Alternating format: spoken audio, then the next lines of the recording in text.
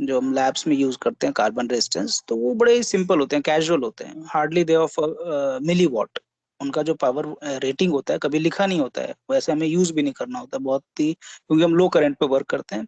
तो we hardly ask for any wattage of resistance. तो आपको भी लग रहा हो कि रेजिस्टेंस का वॉटेज क्या होता है, रेजिस्टेंस तो रेजिस्टेंस होता है, बट रेजिस्टेंस के भी वॉटेज होते हैं।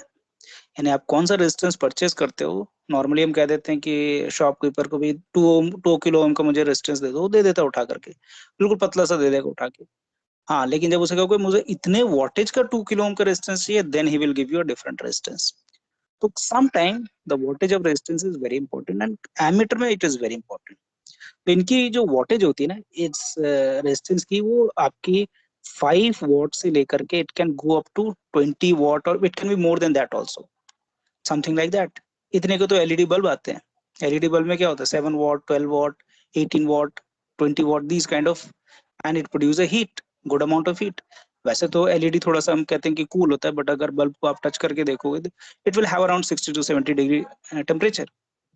तो वॉटेज इज वेरी इंपॉर्टेंट। तो कभी भी कोई पूछता है कि एमीटर में भी रेजिस्टेंस लगे होते हैं, पैरेलल में होते हैं, क्या वो रेजिस्टेंस कोई डिफरेंट होते हैं? तो yes, they are different. They are high wattage resistance. उनका वॉटेज, WATT वाला wattage is very high with respect to any normal resistance. क्योंकि आप अगर वोल्टमीटर देखते हो तो वोल्टमीटर में तो पहले ही करंट माइक्रो एम्पियर में पास हो रहा है, जो आपके वोल्टमीटर के अंदर सीरीज में रेजिस्टेंस लगा हुआ है वो सीरीज में है, तो current will be same in the meter also and the resistance also, and that is of very small value. तो कोई भी रेजिस्टेंस वर्क कर लेगा उसके लिए, बट एमीटर के लिए कोई भी रेजिस्टेंस वर्क नहीं करेगा। इनकी थिकनेस थोड़ी ज्यादा होती है।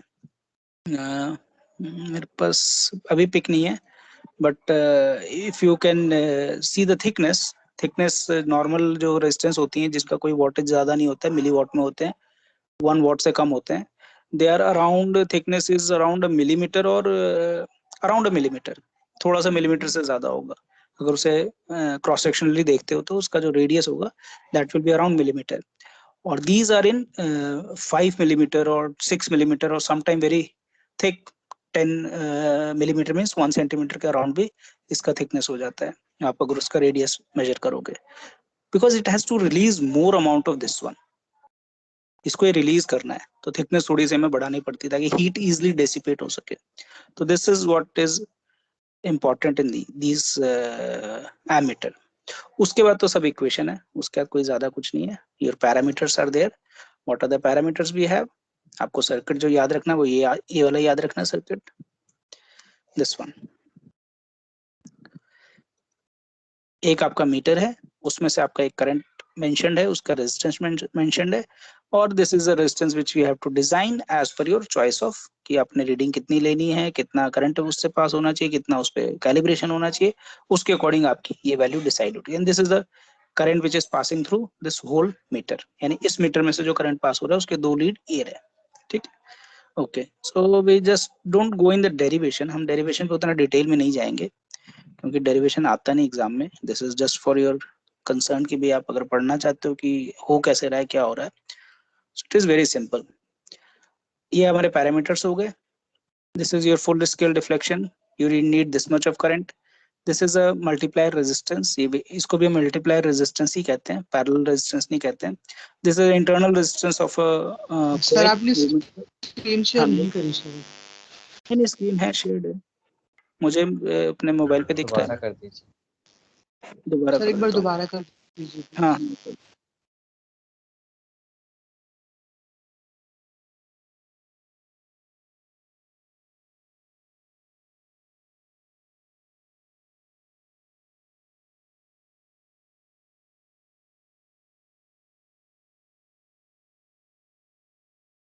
अब है visible?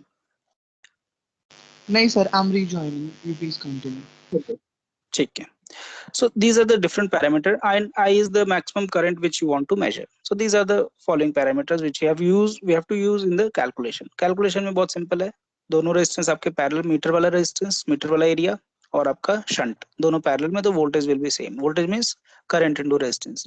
You can easily calculate what amount of this value you are require if any voltage drop you are already knowing कि इतना वोल्टेज ड्रॉप मेरे को होना है, यहाँ पे जितना भी मेरे मीटर में होना है उसके अकॉर्डिंग मेरा RSH डिसाइड हो सकता है.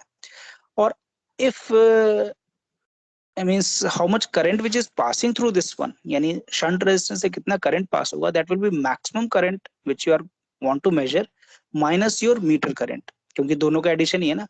जो I है, I is ISH plus IM. तो ISH यानी how much current which is passing through the shunt resistance, that will be I minus IM. ठीक है. So this is, you can replace that, and this is something which is the value of RSH you can easily calculate using these formula. ये आपका resistance of meter है. ये एक number हो गया which is I upon, मैंने दोनों को डिवाइड कर दिया तो यहाँ पे भी कैंसिल हो गया. तो this is I upon IM, यानी how much current you want to measure and what is the meter current. So this is simple number which we can remember easily कि मुझे 1 एम्पियर मेजर करना है और metre का current मेरा 1 micro ampere है. तो डिवाइड दैट नंबर -1. तो ये नंबर -1 को मैक्सिमम टाइम पे m is much greater than 1, तो उसको नेग्लेक्ट भी कर सकते हो. तो Rm को आपको m से डिवाइड करना है, तो आपको उस वैल्यू का शंट रेजिस्टेंस यूज करना है. Rm मैंने आपको बताया था किलो ओम या 500 मेगा ओम, 500 ओम्स में होगा, और ये नंबर आपका लैक्स में होगा, समटाइम 1000, 10,000 और लैक्स में होगा. तो obviously this will be a fractional number. So these are fractional resistance. Okay, so the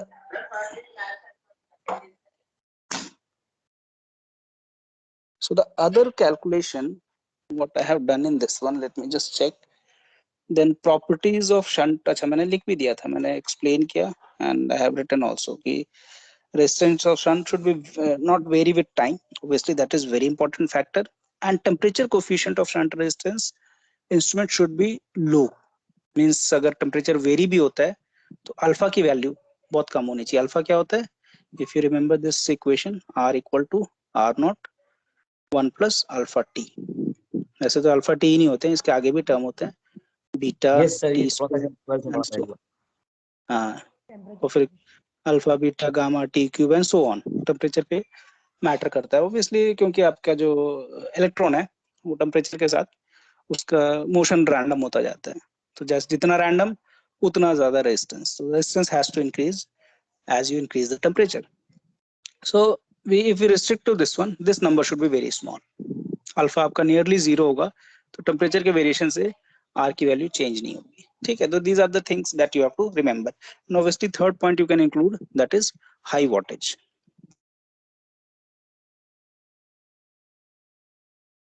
High voltage value.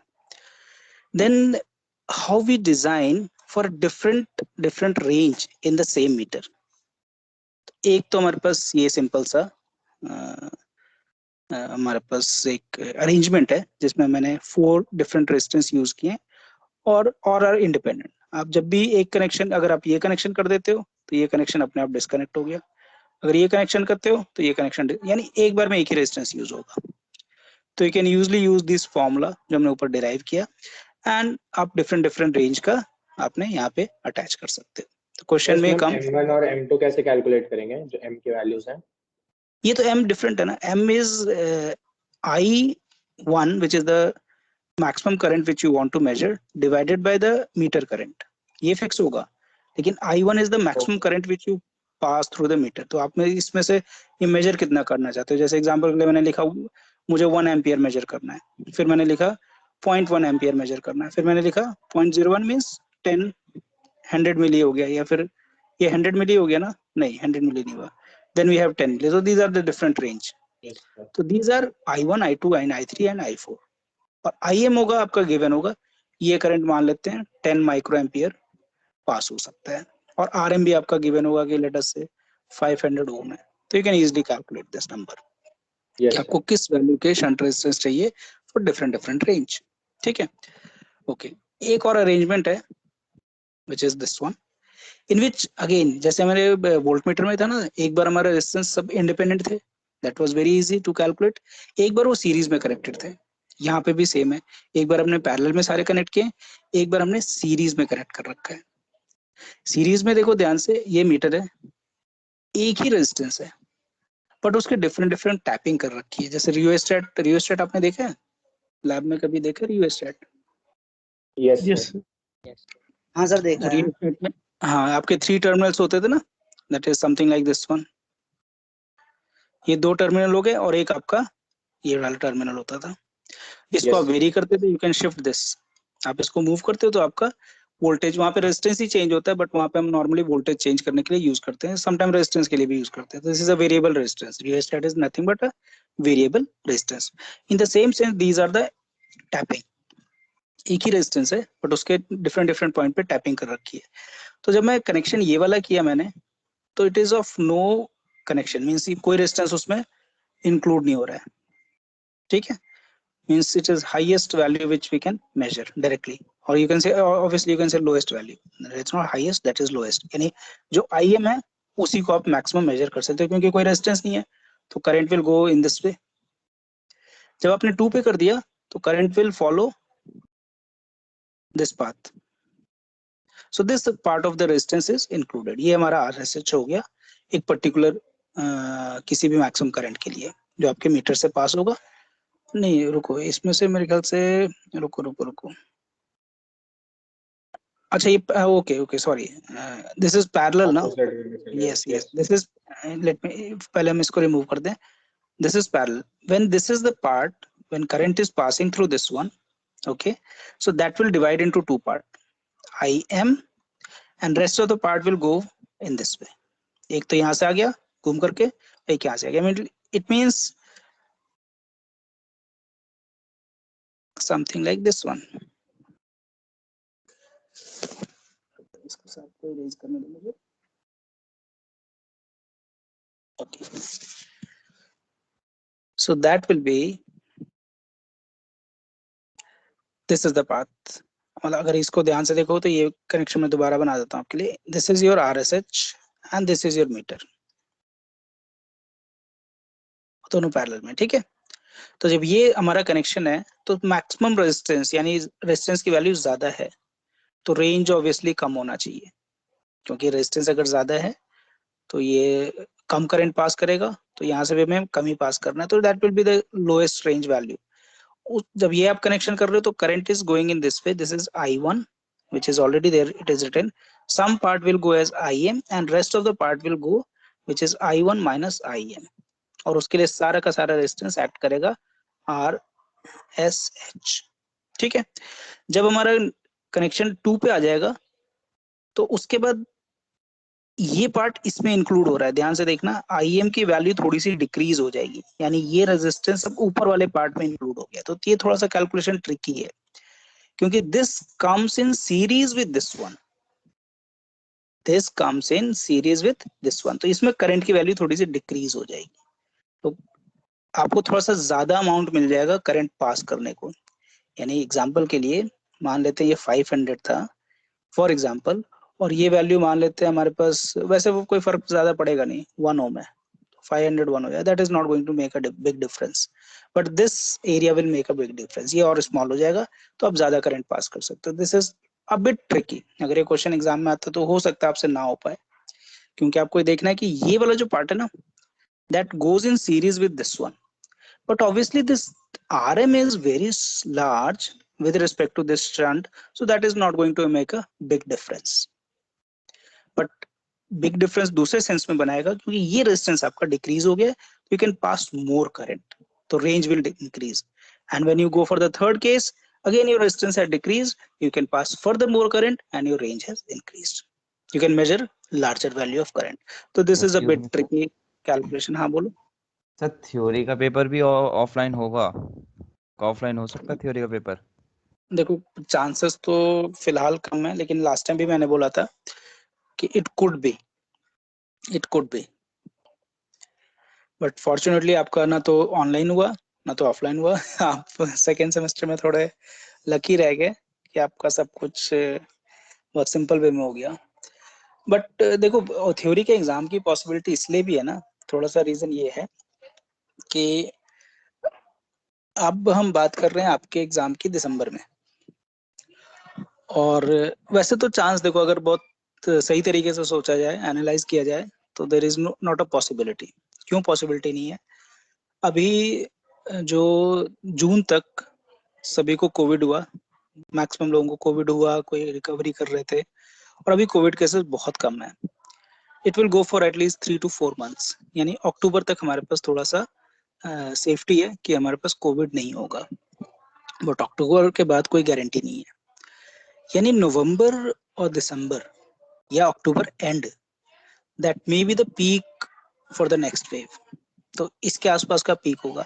जब भी पीक आता है तो उसके 2 महीने तो मान के चलो कि लॉकडाउन है, छुट्टी है। तो पीक कैसे जनवरी होगा तक सर, जब हम लोग वैक्सीनेशन लगवा चुके हैं, काफी लोग वैक्सीनेशन लगवा चुके हैं?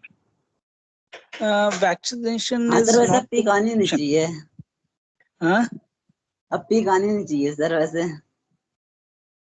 Peak means that cases are more. Actually क्या हो रहा है ना, अगर फॉरेन कंट्रीज में देखा गया ना, पीक विल बी, मैं यही बना देता हूँ आपको, जो वैरायटी नजर आ रही है। वैसे तो वेरिएंट भी बहुत आ गए, डेल्टा वेरिएंट आ गया है, और तो आया है डेल्टा सर अभी। वेरिएंट बाईपास कर रहे हैं हमारे वैक्सीन को भी। डेल्टा प्लस भी है सर। यस, डेल्टा प्लस भी है। वो थोड़े से प्रॉब्लमेटिक हो रहे हैं। सर इतने वेरिएंट्स या तो लोकी के देखे थे या कोविड के देखे हैं। देखो, पॉसिबली एसिम्टोमेटिक ही रहे मैक्सिमम लोग, ऐसा नहीं है कि सभी को कुछ बड़ी प्रॉब्लम होगी, लेकिन बहुत लोगों को प्रॉब्लम हुई है इवन आफ्टर द वैक्सीनेशन। उसको हम गारंटी नहीं ले सकते, दैट इज नॉट 100% क्योर। तो पीक का ट्रेंड देखा गया, इस तरीके का ट्रेंड है। First wave, second wave,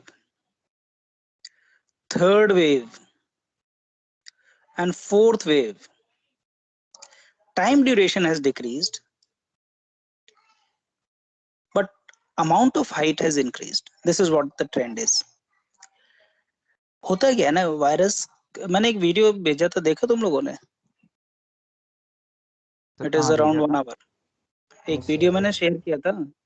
sir एक सर एक सर वो 1 GB से ज्यादा जाता। लगेगा सर। डेटा बहुत ज्यादा है। ओके, हाँ, that is a high quality में, एचडी में है वीडियो। हाउ सर द 1 घंटे वायरस। की क्लास तो होती नहीं है सर अटेंड। ओके, कोई नहीं, कभी अगर वाईफाई पे हो तो उसे डाउनलोड कर लेना। तो वहां पे क्या है ना कि वायरस का एम क्या रहता है ना, जब तक वो सबको नहीं हो जाता है, इट गोज ऑन स्प्रेडिंग।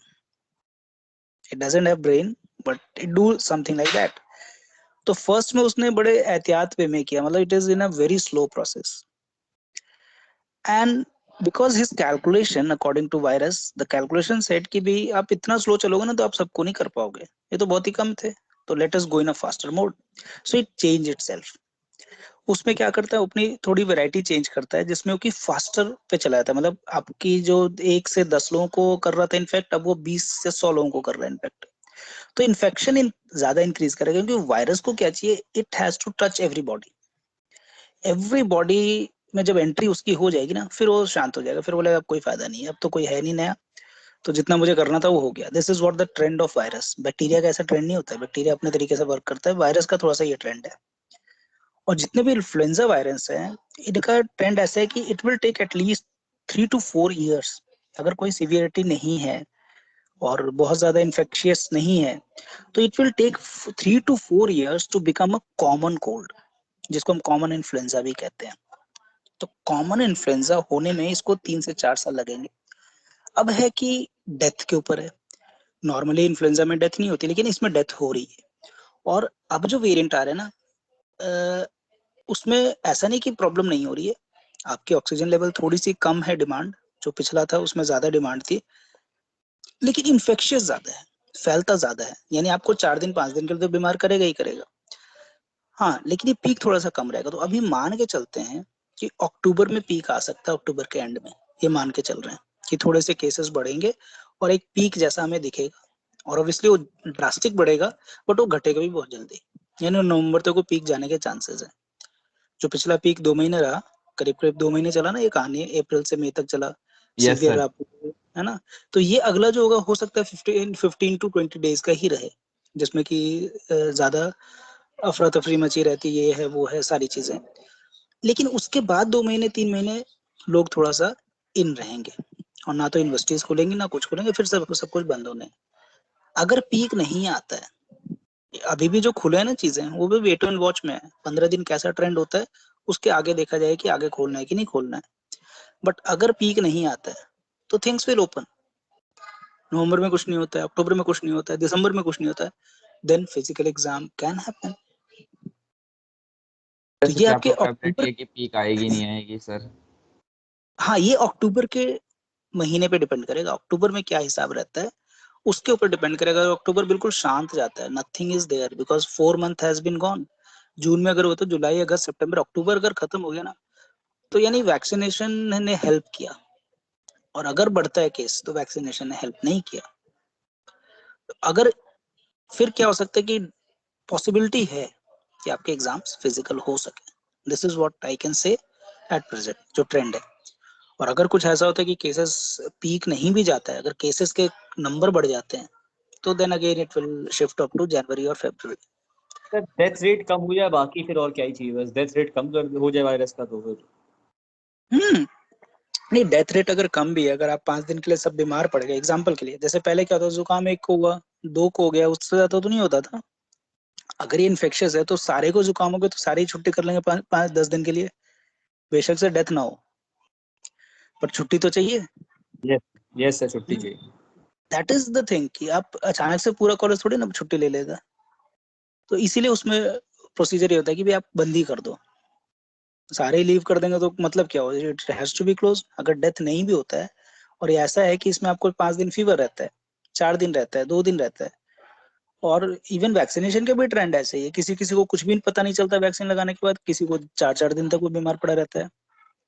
तो बहुत वेरिएशन है इसमें, मतलब human to human it behaves in a different way, और बहुत फर्क है। मतलब अभी हम मान के चलते हैं अक्टूबर अगर महीना सही चला था, नवंबर के स्टार्टिंग में भी सही चलाता है, तो आपके फिजिकल एग्जाम करवाने में यूनिवर्सिटी बिल्कुल कोताही नहीं करेगी, करवा देगी, ये ध्यान रखना। सर ये क्या बात हुई कि क्लासेस ऑनलाइन एग्जाम ऑफलाइन? अरे क्लासेस में हम प्रैक्टिकल तो ऑनलाइन ही लेंगे, प्रैक्टिकल मैंने पहले भी बोला है, अगर प्रैक्टिकल ऑनलाइन हुआ तो प्रैक्टिकल ऑनलाइन ही होगा, लेकिन थ्योरी में तो आप पढ़ रहे हो ना।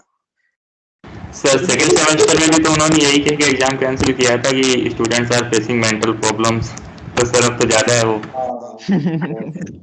अरे वो अलग चीज है, देखो वो students are not facing mental problem, teachers के पास समय नहीं था चेक करने का, इसलिए कैंसिल हुआ था वो।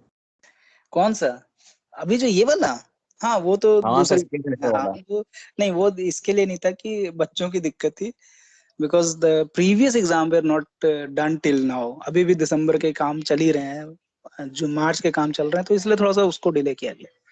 इतना बर्डन को यूनिवर्सिटी ले नहीं पाया कि फिर से दोबारा एग्जाम करवा लें 2 महीने बाद, इसलिए आपका कैंसिल होता है। ऐसा नहीं है, बच्चों का देखो, बच्चों का तो रहेगा 10% 20%, इवन स्कूल में भी यही दिक्कत रही है, जब बच्चे आए तो मेंटली कुछ ना कुछ प्रॉब्लम है सभी को। और जब तक आप फिजिकली एक अपने कंफर्ट जोन से निकलोगे नहीं ना, तो ये तो फिर 4 साल हो गया तो फिर तो अलग जनरेशन ही बन जाएगा 4 साल के अंदर, फिर तो बहुत मुश्किल होगा। यस सर, यही तो डर लग रहा है, मेन चीज तो यही डर लग रहा है कि अगर हम लोग ने अगर अब ज्यादा अगर ऐसा कर लिया तो फिर हम लोग कंफर्ट जोन के आदी हो जाएंगे फिर। हाँ वो नहीं हो पाएगा, तो इसीलिए थोड़ा सा ना, जब भी केसेस कम हुए हैं तो खोलने की कोशिश की गई है। मतलब हम कहते हैं ना कि स्कूल खोल रहे हैं तो गलत कर रहे हैं, नहीं, वो सर कोशिश ये कर लेकिन रहे हैं कि आप बात किसी कर से, लीजिएगा, सर आप डीसी वगैरह से बात कर लीजिएगा कि सेकंड ईयर साइंस को जरूर बुलाना है, ये नहीं कि पहले थर्ड ईयर कॉमर्स वाले यस मैनेज सर, कर ये भी लेंगे। बात चल रही है सर, सर आप बात कर वीसी सर लीजिएगा। ने, देखो वाइस चांसलर ने बोला है सर ये। मैंने अपनी तरफ से स्टार्ट कर दिया था प्रोसेस, बट अभी वो अटक गया है थोड़ा सा, मैंने सर अपनी आप तरफ बाकी से कर टीचर दिया को समझाइए कि वीसी से यही बोल दे जाके कि क्या बोलते हैं, कॉमर्स वालों को छोड़े साइंस वालों को बुलाना, चाहे सेकंड ईयर हो चाहे थर्ड ईयर हो। फर्स्ट ईयर तो वैसे था। भी नहीं नहीं आएगा सर, 50% अटेंडेंस चाहिए। सर सेकंड ईयर वाले बहुत चाहते हैं सर आने का। हाँ नहीं, साइंस के लिए तो कोशिश कर ही रहे हैं, अगर यूनिवर्सिटी से एक बार नोटिस आ जाए उसके बाद सर शुरू उन्होंने करेंगे। कहा सर अब है तो हम इस लोग वीक की में आ 5 जाएगा। दिन की लैब है, हफ्ते में 5 दिन की, 4-5 दिन की लैब है। अब अगर उसमें बुला लेंगे तो हम लोग लैब के लिए भी बुला लेंगे, तब भी हम लोग का पूरा मतलब काफी डे हफ्ता निकल ही जाएगा आराम से। हम्म, तो कोशिश तो कर रहे हैं, यूनिवर्सिटी कोशिश कर रही है इस चीज का, बट मैंने अपनी तरफ से सर तो ये पिछले गलत हफ्ते शुरू डायरेक्शन कर में ना दिया कोशिश करे। अगर सर थर्ड ईयर वाला गए तो आप सब टीचर्स कह दीजिएगा थर्ड ईयर वालों को नहीं पढ़ाएंगे हम। थर्ड ईयर वाले थर्ड ईयर तो वाले कम ही आ जाएंगे, कम ही आएंगे sir as compared to second year वाले बच्चे। वो सर वो पता नहीं, फर्स्ट ईयर में लास्ट एग्जाम लगा चुके हैं ना। टाइम भी दिक्कत आई थी कि थर्ड ईयर को एक दिन आया था, फिर उसके बाद नहीं आया था। पता है मुझे सेकंड ईयर आ जाएगा, थर्ड ईयर भी आ जाएगा हो सकता है, but third year will try to do. अभी वो 5th सेमेस्टर में, 6th वाले तो बिल्कुल नहीं आते, 5th वाले तो फिर भी आ जाएंगे कि अभी एक सेमेस्टर और पढ़ना है, तो टीचर पता नहीं मार्क्स काट लेगा, ये कर लेगा, तो थोड़ा सा उस चीज उसके उसमें आ जाएंगे, 5th सेमेस्टर वाले बच्चे आ जाएंगे। चलो हम यहाँ पे वापस आते हैं। बट फिजिकल थ्योरी एग्जाम हो सकते हैं अगर सिचुएशन अक्टूबर नवंबर में ठीक रहती। जो सिचुएशन आज है ना, अगर यही रहता है तो it may happen, there is no doubt. But अगर कहीं थोड़ा सा केसेस बढ़ते हैं, पिछले वेव की तरह नहीं आता, फिर भी केसेस बढ़ते हैं, तब भी ये नहीं होगा। ठीक सर है। उन बच्चों का फिजिकल क्या होगा एग्जाम जो हो केरला सकते हैं से आ बट रहे हैं? केरला, महाराष्ट्र, वहां से भी सर कुछ बच्चे आ रहे हैं सर, वहां पे तो कोरोना है सर, हमें भी हो जाएगा। देखो सारी चीजें हो सकता है। मैं तो देखो मैंने सजेशन ये दिया था कि सर सिर्फ कॉलेज लोकल के गेट से स्टूडेंट के भगा लिए। दीजिएगा जिनके पास वैक्सीन सर्टिफिकेट ना हो। जो नहीं बच्चे के नहीं, पास वैक्सीन सर्टिफिकेट ना हो उनको कॉलेज के गेट से भगा दीजिएगा, लेकिन जिनके पास हो उनको अंदर आने दीजिएगा। नॉर्मल जो प्रोटोकॉल होगा ना, that will be double dose, local student, and your mask and thermal scanning, sanitizing, ये सारी चीज तो है ही, बेसिक सोशल डिस्टेंसिंग। तो जो दो मेन इंपॉर्टेंट पॉइंट है वो वैक्सीन और लोकल। क्योंकि दूर से बुलाने में ना दिक्कत है, अगर बच्चे को कुछ होता है तो उसे वापस भेजना बहुत मुश्किल हो जाएगा। तो that will be a big problem. University इसी चीज पे मेन उसको यहीं पे अटक रहा है, बाकी कहीं अटक नहीं रहा है। लोकल यूनिवर्सिटी होता तो अब खुल चुका होता, लेकिन ये लोकल नहीं है, इट इज अ सेंट्रल। तो बच्चे सभी जगह से आ रहे हैं, और बच्चों को बुला करके अगर कोई दिक्कत हो जाती है, उनको कहाँ पे आप ठहराओगे? एक बच्चा थोड़ी ना, 80,000 बच्चे होते हैं जो फिजिकल, जो ये रेगुलर स्टूडेंट है, और करीबन 2 लाख 2.5 लाख के आसपास होते हैं जो एसवेल वाले हैं। Somehow if they shift here, and how we will manage them, that is a big problem. Hostel हमारे पास, मैंने आपको बता ही दिया, हर एक कोर्स के लिए मतलब 14 कोर्सेज है हमारे कॉलेज में, और हर कोर्स में 2 सीट अवेलेबल है हॉस्टल में, यानी 28 student could be accommodated in hostel. थोड़ा सा और एक खींच लें तो 40 स्टूडेंट को हम एकोमोडेट कर देते हैं हॉस्टल में। बट बच्चे तो 5,000 होते हैं एनरोल्ड। तो imagine this number is very different. ये आईआईटी नहीं है, आईआईटी में तो हर बच्चे के लिए एक रूम मिल जाता है लेकिन this is a normal government college. Okay, तो उस चीज पे कभी और डिस्कशन कर लेंगे। अभी हम आ जाते हैं ओम मीटर। तो अभी तक हमने वोल्ट मीटर कर लिया, और हमने एमीटर भी कर लिया। Now we have a ohm meter. Ohm meter behaves in a very different way because we have to measure the resistance. हमें क्या करना है? रेजिस्टेंस मेजर करना है। पहले दोनों केसेस में क्या था? We have a source. अगर मैं वोल्टेज मेजर कर रहा हूँ तो मेरे पास एक सोर्स है, जिससे सोर्स से करंट आ रहा है, उसी करंट को मुझे सेंस करना है। अगर मैं एमीटर यूज कर रहा हूँ, मुझे करंट मेजर करना है, तो there is a source, current is generated and I have to measure that current. तो दोनों केसेस में हमारे पास सोर्स था। बट अगर मैं कहता हूँ कि रेजिस्टेंस मेजर करो, मैंने आपके सामने एक रेजिस्टेंस रख दिया, उसके 2 लेग्स हैं, 2 टर्मिनल्स हैं, that's all, and I ask you कि मेजर द रेजिस्टेंस। तो व्हाट यू नीड? रेजिस्टेंस के पास अपना कोई सोर्स नहीं है, वो कोई वोल्ट मीटर या वोल्टेज सोर्स या करंट सोर्स लेके नहीं है अपने साथ। तो what we have to do, we have to put the source within the meter only. तो हमारा जो मीटर होगा ना, जिससे हम ओम को मेजर करेंगे या रेजिस्टेंस की वैल्यू को मेजर करेंगे, it will have inbuilt source. So this is the basic difference between previous 2 meters and this one. So there is a inbuilt source. This is the inbuilt source. आप एक voltage source इस metre के अंदर ही रख देते हो। Battery हो सकता है या कोई हैवी बैटरी हो सकता है, 15 वोल्ट का हो सकता है, 2 वोल्ट का हो सकता है, 1.5 का, 3 का, what ever. It will depend कि how much current we need to pass through this meter so that the needle will move. So this is a source which is required. Previous case में हमारे पास source की कोई requirement नहीं थी because source itself was there in the circuit.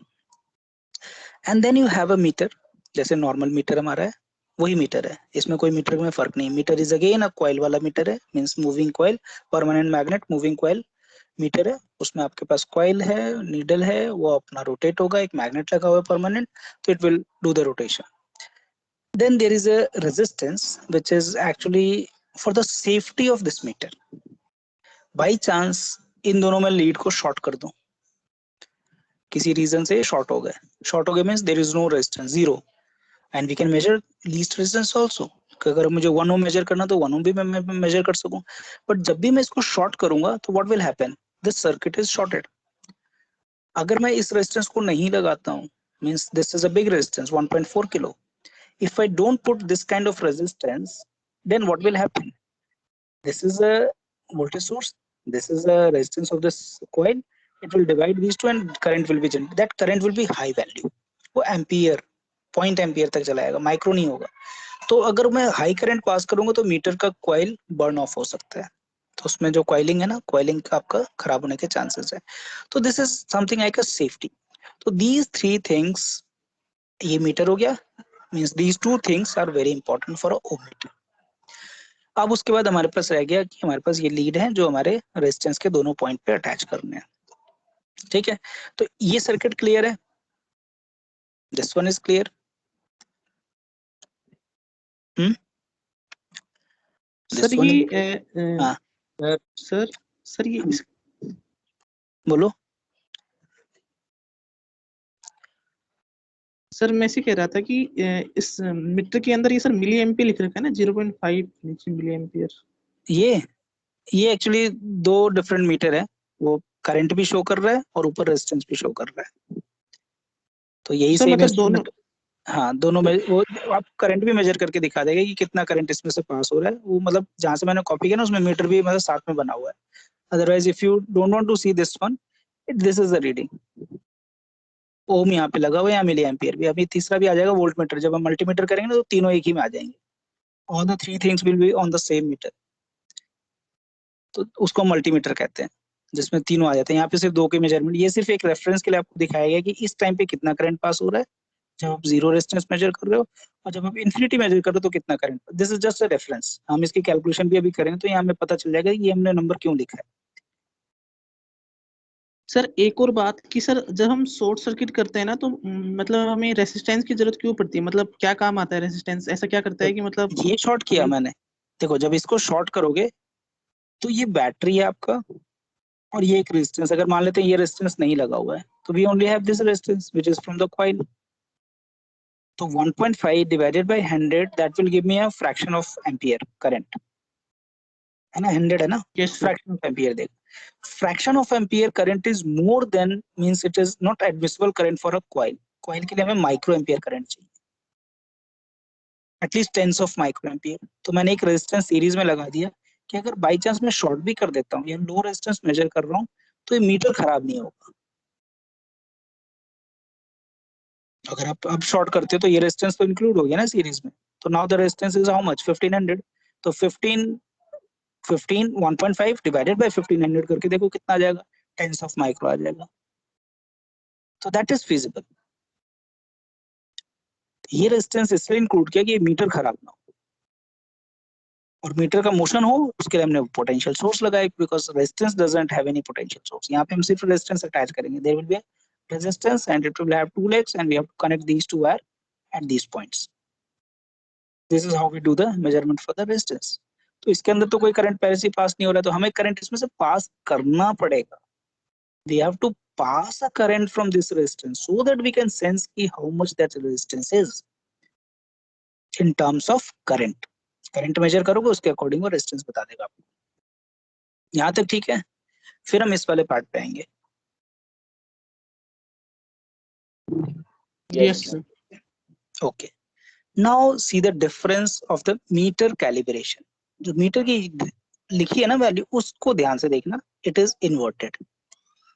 दोनों cases में जो previous cases थे आपके पास जीरो से स्टार्ट होकर के एक मैक्सिमम रेंज तक आप जाते थे, बट इस केस में क्या हो गया है, आपका रिवर्स हो गया है। Reverse means the zero is written as the highest value and infinity is written as the lowest value. This is a very simple reason. If you short these two, मतलब आपने दोनों को कनेक्ट कर दिया, means zero resistance आप major कर रहे हो, बिल्कुल low resistance zero. The current from the meter is maximum, means needle will show this position, है ना। जब मैंने इसको जीरो कर दिया तो सिर्फ यही रेजिस्टेंस तो इंक्लूडेड है जो मीटर के अंदर लगा हुआ है, तो needle will move maximum. Full scale deflection show करेगा जब मेरा रेजिस्टेंस 0 ओम होगा। Clear? Is it clear? Yes, sir. Yes sir. Yes. अब मैंने जब ओपन सर्किट कर दिया तो कोई करंट पास नहीं होगा, that is 0 ampere, so that will B infinite. तो ये दो पॉइंट तो बड़ा इजीली मैं मार्क कर सकता हूं अपने मीटर पे। ठीक है, तो अब एक और चीज देखना ध्यान से, it is not uniform, it is never uniform. जब ओम मीटर लगा होता है ना तो it is never uniform. Volt meter में यूनिफॉर्मिटी थी, 0 1 2 3 4 5 10 20 30 40 50। करंट में भी यूनिफॉर्मिटी थी, you can equally space the reading, but ohm meter does not have equal spacing, it is logarithmic, it go in a logarithmic way, या जिसको कह सकते हो डिवीजन ऑफ 2 के ऑर्डर में चलता है। तो मुझे दो रीडिंग मार्क करने में कोई दिक्कत नहीं है। एक बार जब करंट मैक्सिमम पास हो रहा है तो मैंने उसे नीडल यहाँ पे मूव कर दिया और उसको मैंने 0 रेजिस्टेंस लिख दिया। जब मेरा कोई करंट पास नहीं हो रहा, जब ये ओपन सर्किट है, तो ये मेरा 0 करंट देगा और मैंने इन्फिनिटी ओम लिख दिया, यानी इनफाइनाइट रेजिस्टेंस है। Now what I have to do, I will check for the half deflection, यानी जो भी मेरे पास फिजिबल मींस जब मैक्सिमम करंट की मैं बात कर रहा हूँ ना, तो ये मैंने मान लो एग्जांपल के लिए मैंने यहाँ पे फॉर एग्जांपल मैंने लिखा 1 मिली एम्पियर, यानी 1 मिली एम्पियर उस कॉइल से एडमिसिबल था और it will give me the maximum deflection. तो ये नंबर अगर डिवाइड करते हो तो this will give me 1 milli ampere. ठीक है, तो इस कॉइल से मेरा 1 मिली एम्पियर पास होगा तो मैक्सिमम डिफ्लेक्शन है। अब नेक्स्ट मेरे पास पॉसिबिलिटी है कि मैं इसको हाफ कर देता हूँ। तो हाफ करने के बाद मुझे हाफ पे ही आएगा ना। अगर मैं 1 मिली एम्पियर के बाद 0.5 मिली एम्पियर करता हूँ तो needle will move in the half way, जिसको हम कहते हैं half deflection value. Half deflection value यानी how much resistance I have to attach here so that this needle move only in the mid way, that is half. यानी 1 milli ampere में maximum था, half पे वो बीच में रहेगा, बिल्कुल centre पे वो रहेगा। तो ये वैल्यू मेरे पॉइंट, अब मुझे कैलकुलेट करना है कि किस रेजिस्टेंस पे वैल्यू आएगी, मुझे सिर्फ यही कैलकुलेट करना है, and I will write that resistance here. ठीक है, फिर मैं क्या करूंगा, उसका हाफ। तो ये बड़े नॉन यूनिफॉर्म है। देखो 0 ये 1.5 के आ गया, फिर कोई वैल्यू आएगी यानी ये 3 या समथिंग होगा, फिर 5 आ गया, फिर 200 आ गया। तो they are not uniform, they are not at all uniform. तो you have to calibrate this in that way, it is not so easy, you cannot have, एक second.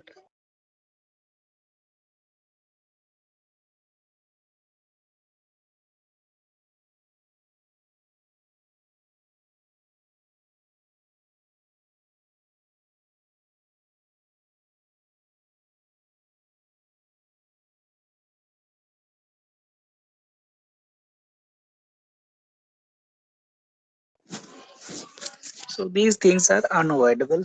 You cannot avoid this in online classes. Noise always appear from somewhere. Very Okay. True sir, हाँ क्या? सही बात है sir. हाँ, तो this is very, even बच्चे भी कई बार क्या होता है ना, बच्चों से पूछो कि आप बताओ, चलो जैसे ही बच्चा माइक ऑन करता है शोर इतना रहता है, फिर बच्चे को भी लगता है कि मैं क्या करूं। So this is a problem from both sides. So I hope your other problem may have solved. Okay. So the meter movement and marking is clear to you. Means these are not simple way of writing कि आपने बस 0 infinity लिखा और फटाफट उसमें numbering equal डाल दिया। नहीं, this is not possible. You have to write the number and where the needle will shift. ये बहुत important है। यानी आप जिस रेजिस्टेंस को अटैच करते हो उसके अकॉर्डिंग आप नीडल को चेक करते हो कि वो कहाँ पे शिफ्ट हो रहा है। And this is a logarithmic, means half half way में चल रहा है। अगर ये 0 है और ये कोई नंबर है, फिर उसका हाफ यहाँ पे आएगा, यानी current will go half half half. ये 0.5 तो यहाँ पे कहीं 0.25 आएगा, फिर यहाँ पे 0.125 आ जाएगा, यही आना चाहिए। मतलब 1 to 25 का कितना हाफ होगा, इट विल बी 12 समथिंग, तो 12.5 होगा, तो that will be something like this. तो अब ये 0.5 है, तो आप किसी 0.7 के लिए भी मेजर करना चाहोगे तो वो कितनी वैल्यू होगी। तो this is not so uniform, current के सेंस में हाफ हाफ जाएगा। This is something which the ohm meter work in this way. ठीक है, अब इस ओम मीटर में 2 डिजाइन होते हैं। वैसे तो ओम मीटर के दोनों डिजाइन आपको डिस्कस करने को नहीं आएगा एग्जाम में, अभी तक नहीं आया तो आगे भी नहीं आएगा, और हो भी सकता है कि आ जाए, ऐसा कोई वो नहीं है, इट कैन कम अगर कोई टीचर। हाँ बोलो सर। ये जो ओम मीटर है इससे हम वोल्टेज भी मेजर कर सकते हैं ना आराम से? नहीं, आपने अगर कैलिब्रेशन ओम मीटर की कर दी है तो वोल्टेज कैसे मेजर करोगे? दिस इज नहीं नॉट सर, गोइंग टू अपने लुक एज, पास नहीं सर, हाँ हमारे पास जैसे आई है और आर है, तो मतलब हम बी की वैल्यू नहीं निकाल सकते हैं ना। ये नीचे ना, ये नीचे है मैं वोल्ट मीटर में, ये रहेगा तो गड़बड़ हो जाएगा ना, फिर तो सर्किट में दो वोल्टेज सोर्स आ जाएंगे, तो वोल्टेज ही चेंज होएगा। आप अपने मीटर से भी वोल्टेज दे रहे हो उस रेजिस्टेंस पे जिसके अक्रॉस मेजर कर रहे हो, तो this is not acceptable in ammeter और volt meter. This could be in ohm meter, but volt और एम में ये नहीं चलेगा। ये तो आपके सर्किट को मॉडिफाई करना शुरू कर देगा ना, because you are passing intentionally, you are passing a current. नहीं सर, बाकी ये यदि मैं ऐसे हाँ अज्यूम करूं कि सर हाँ सर्किट में ओनली वन ही सोर्स है, मतलब 1.5 वोल्ट का है, जब मैं ओम मीटर ही लगा रहा हूँ ओनली, ऐसे हाँ मान लो कि मैं ओनली हाँ। ओम मीटर का यूज कर रहा हूँ, मैं सर्किट के अंदर जो अनदर जो सोर्स है मैं उसको यूज नहीं कर रहा, तो मैं मेजर कर सकता हूँ ना सर आई और आर से शायद। अगर मैंने आपको खरीद के मल्टीमीटर दिया, आप खोल के आपने देखा नहीं, तो उसके अंदर 1.5 था कि 2 था, किसको पता। हाँ ये हो सकता है। आपका मैं क्वेश्चन समझ गया, उसके बाद मैंने आंसर भी वैसे ही दिया। देखो कि अगर मैंने पैक करके आपको दिया है, मैंने बोला इसका एक भी नट आप खोलोगे नहीं, तो आपको अंदर क्या पता कि क्या वोल्टेज है। तो दिस इज, वी लेकिन विल सर सी। हमें बोलो। लेकिन सर हमें ये तो पता है कि मतलब जो रेसिस्टेंस हम अटैच कर रहे हैं ओम मीटर से, उससे कितना करंट जा रहा है और कितना कैसे उसका पता, हमें नहीं रेसिस्टेंस पता, है। हमें नहीं पता। देखो अगर आप ओमीटर की बात करो तो दिस इज ना ब्लैक बॉक्स, आपको अंदर क्या हो रहा है कुछ नहीं दिख, सिर्फ आपको नीडल दिखेगा और कुछ नहीं दिखेगा। किसने कितना रेजिस्टेंस यहाँ अटैच किया, किसने कितना वोल्टमीटर यहाँ, वोल्टेज सोर्स यहाँ अटैच किया, आपको सिर्फ नीडल का मूवमेंट दिखेगा। और करंट क्या पास हो रहा है वो भी, ये जो मार्किंग है ना आपके सिर्फ रेफरेंस के लिए कि इस टाइम पे ये करंट है, इस टाइम पे ये करंट है, इस टाइम पे ये करंट है, ये सिर्फ आपके रेफरेंस के लिए, इसे भी हटा दिया जाएगा, आपको सिर्फ यही वैल्यू दिखेंगी। देन यू कैन नॉट जज की what is the current which is passing through this resistance, आप उसे देख ही नहीं पाओगे, उसके लिए आपको एमीटर लगाना पड़ेगा फिर। Although the needle is moving as per the current value, but आप उस करंट को देख नहीं पा रहे हो, मेजर नहीं कर पा रहे हो, आपको सिर्फ रेजिस्टेंस की वैल्यू पता चल रही है। ठीक है, सर हम करंट को देख क्यों नहीं पा रहे। कहाँ देख पा रहे हैं, हम देख ही नहीं रहे ना। ये तो मैंने ढक दिया ना बनाने के बाद, मैंने तो ये जब कैलिब्रेशन में कर रहा था तब मैंने अपने रेफरेंस के लिए लिखा था, उसके बाद मैंने इसको रब कर दिया, हटा दिया, आपको सिर्फ रेजिस्टेंस ही दिखेगा। ओम मीटर में सिर्फ रेजिस्टेंस दिखेगा ना। ओम मीटर अगर आप यूज करो तो there will be a calibration of resistance, there will be no calibration of current और वोल्टेज। मल्टीमीटर जब यूज करोगे तब तीनों चीजें होंगी। यस सर मैंने सोचा ठीक है, शायद ये दोनों एक साथ। नो नो, हाँ तीनों होते हैं, तीनों, उसको हम मल्टीमीटर कहते हैं, that is a multimeter, that is not ohm meter. ठीक है, now this is your series ohm meter. और सीरीज ओम मीटर में आपके पास ध्यान से देखोगे, this is a meter, there is a shunt resistance, वहां पे शंट में अटैच्ड होता है resistance, there is a voltage source, this voltage source is what which is there in the meter, and this is what you want to major, आप इसको major करना चाहते हो। तो this is a very simple circuit, ये दोनों parallel में हो जाते हैं। अगर इतने पार्ट को ध्यान से देखो तो ये रेजिस्टेंस आपका यूज हो रहा है, तो ये एक पार्ट इधर का है और एक पार्ट इधर का है। तो मैंने कैलकुलेशन किया हुआ है, मतलब this is nothing but Ohm's law और किरचॉफ्स लॉ फॉलो करके you can easily do the calculation. तो यहाँ मैंने जीरो डिफ्लेक्शन है फुल स्केल डिफ्लेक्शन के लिए मार्किंग की है, जीरो करंट के लिए मार्किंग की है, और R H is the half deflection जहाँ पे मिड पॉइंट पे आएगा।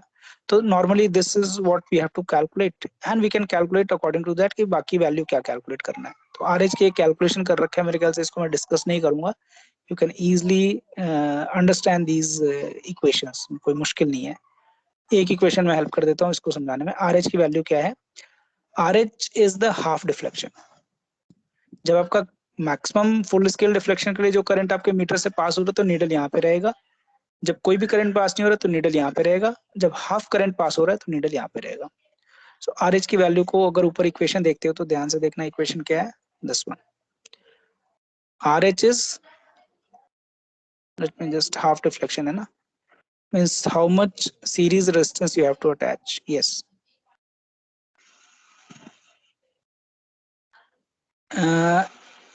AB is defined as the half scale deflection resistance RH between A and B. A और B क्या है हमारे पास, ये रहा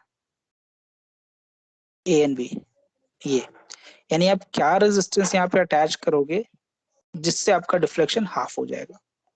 एक तो फुल स्केल डिफ्लेक्शन के लिए क्या है, इसको बाईपास कर दो, जीरो रेजिस्टेंस अटैच करोगे तो फुल स्केल डिफ्लेक्शन दिखाएगा।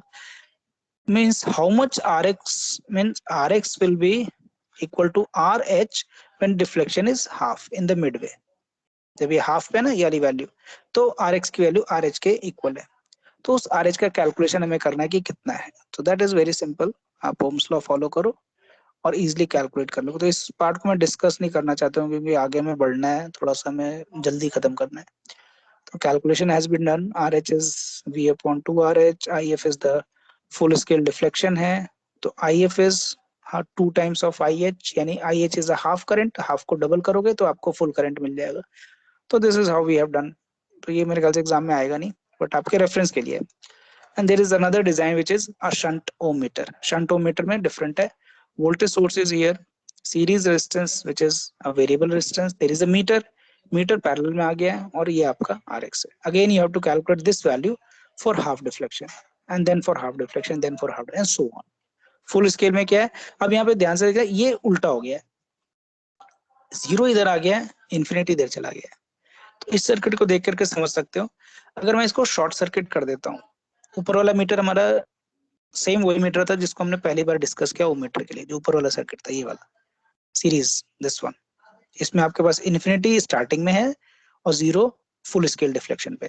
लेकिन जब शंट ओम मीटर की बात करते हो, जो कि आपके पास इस तरह का सर्किट होता है, उसमें जीरो यहाँ पे होता है, यानी डिफ्लेक्शन जब आपका जीरो रेजिस्टेंस होगा, यानी current will be from the meter will be also be zero. अब चेक करते हैं कि कैसे होगा। अगर मैं इसको बाईपास कर देता हूँ, यानी मैंने इसको शॉर्ट सर्किट कर दिया, तो क्या होगा, इससे कोई करंट पास आपका होगा? कर्सर नहीं दिखता। अच्छा नहीं, ये रहा, ये मैंने कहा कि मैंने इसको बाईपास कर दिया। इफ Rx इज जीरो, अगर मेरी ये वैल्यू जीरो है, तो इस मीटर से कितना करंट पास होगा? अगर सर्किट ये है, सर्किट आपके सामने, voltage source is here, there is a series resistance, there is a meter, there is a external resistance. If I make Rx equal to 0, then how much current will pass through this meter? Sir no current. Yes, क्योंकि दोनों आपके parallel में, least resistance से सारा current pass होगा, इससे कोई current pass ही नहीं होगा, तो जीरो विल बी हियर। यानी जब आप जीरो रेजिस्टेंस मेजर करोगे ना, तो मीटर भी आपका जीरो डिफ्लेक्शन पे शो करेगा। This is the case of shunt ohm meter, ठीक है। और अब जब आप इसको इन्फिनाइट करोगे, तो सारा का सारा करंट आपके मीटर से ही पास होगा, because this is open circuit, तो all the current will pass through this only, so that will be the full scale deflection. तो अब ये मीटर उसी सेंस में वर्क करेगा। लेकिन ये ग्रेजुएशन जो ऊपर की आपकी लगी हुई है ना, जो मीटर की रीडिंग लगी हुई है, ये अभी भी आपका लॉगरिथमिक या हाफ के फॉर्म में चलेगा, इट इज नॉट यूनिफॉर्म, ठीक है। तो ओम मीटर में हमेशा नॉन यूनिफॉर्म रीडिंग्स होती हैं, यूनिफॉर्म नहीं होती है। Okay, again there is a calculation, I would say कि आप ये कैलकुलेशन करो, थोड़ा सा स्क्रैचिंग ऑफ ब्रेन होना चाहिए, otherwise it is something like plate to spoon and to mouth हो जाता है। तो ये equations is given to you, नहीं समझ में आता तो नेक्स्ट टाइम पूछ सकते हो, बट इक्वेशन आएंगे नहीं एग्जाम में, but you can discuss among yourself कि भाई ये कैसे हुआ, क्या हुआ, तो you can do that, that is not a big problem. Okay, now we come to the multimeter. इसका ब्लॉक डायग्राम आता है बनाने को और एक्सप्लेन करने को भी आता है। So now we have everything in the same meter. ये मीटर हमारा वही है जिसमें हमारे पास IM होगा और एक RM होगा, यानी इसका एक रेजिस्टेंस होगा कॉइल का और एक मैक्सिमम करंट वैल्यू होगा, जिसमें कि वो फुल स्केल डिफ्लेक्शन शो करेगा। And everything I put up in a same meter. अब वो वोल्टेज भी मेजर कर सकता है, करंट भी करेगा और रेजिस्टेंस भी मेजर करेगा। तो तीनों केसेस वो कर सकता है same meter, meter will be one and it can do everything, so that will be called as a multimeter. अब कनेक्शंस क्या होंगे, यहाँ पे एक ऑफ कनेक्शन है, आपके पास ये नीडल है, मतलब ये एक्चुअली आपका डायल है, इस डायल को आप रोटेट कर सकते हो। तो जब डायल यहाँ पे होगा, तो this is meter is cut off, आप यहाँ पे कुछ भी अटैच कर लो, it is shorted, it is shorted and no current will pass through this one.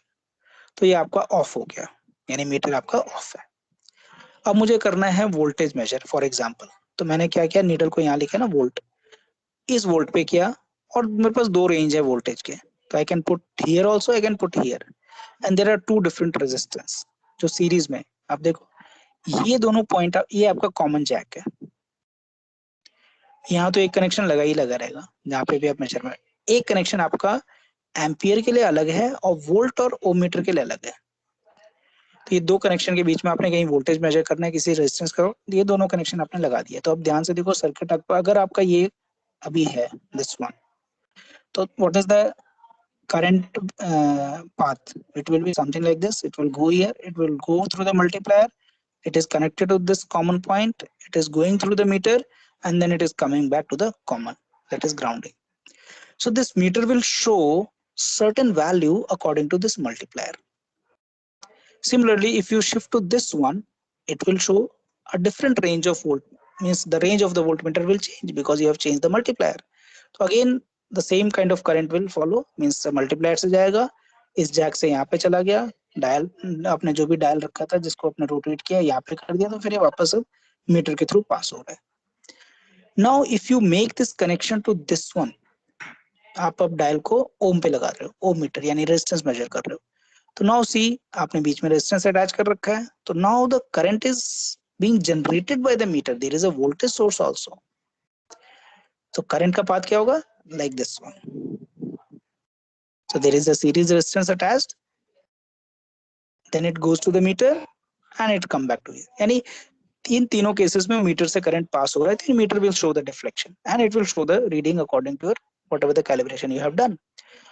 Now if you make the meter to this ampere point, यानी आप यहाँ पे लेके आ गए, तो अब ये सिर्फ एम्पियर मेजर करेगा। एम्पियर में क्या है, this resistance is in series with this one. पहले के केस में तीनों केसेस में सीरीज में थे, सॉरी ये शंट में पैरेलल में आ गया, पहले वोल्टेज के केस में सीरीज में था, ओम के केस में सीरीज में था। अब देखोगे ध्यान से तो ये आपका करंट, यानी अब आप क्या करोगे, इसको सीरीज कनेक्शन लगाना है, यानी ये दोनों जैक आपके सीरीज में आ जाएंगे सर्किट में। यानी अगर आपका सर्किट कोई है तो circuit will be something like this, it will end up here connected, then circuit will start from here. तो सर्किट का पार्ट यानी ये सीरीज में हो जाएगा। सीरीज में क्या होगा, it will pass through this also. आपको ये भी चेंज करना है, ये कनेक्शन भी आपको यहाँ, ये वाला कनेक्शन अपनी ये वाला आ जाएगा, यानी जैक को यहाँ से निकाल के आपको यहाँ कनेक्ट कर देना है। तो एम्पियर के लिए आपको यहाँ कनेक्ट करना है, तो मीटर और ये दोनों पैरेलल में आ गए आपके सर्किट में, तो it will show you the current also. तो आपको सारे केसेस आपको दिख जाएंगे, यानी same instrument, same moving coil meter is working for all the three cases. आप वोल्टेज भी मेजर कर सकते हो दो डिफरेंट रेंज का, इवन करंट भी आप दो डिफरेंट रेंज का बना सकते हो। आपने जो ऊपर सर्किट देखा रेंज चेंज करने का, तो you can attach a different resistance also, so that will also work. And आपने एक वोल्टेज सोर्स भी अंदर लगा रखा है, एक बैटरी लगा रखी है, तो ये ओम मीटर की तरह भी वर्क करेगा, सेम ही मीटर, मीटर में चेंज नहीं आएगा। अब जो मीटर आपको दिखेगा उस मीटर में सारे ऑप्शन होंगे, ऐसे बना होगा वो, voltage 1, voltage 2, current, ohm, something like this. And needle will be a single needle and it will move, it will be very thin needle, वो कहीं पे भी मूव कर सकता है according to your selection.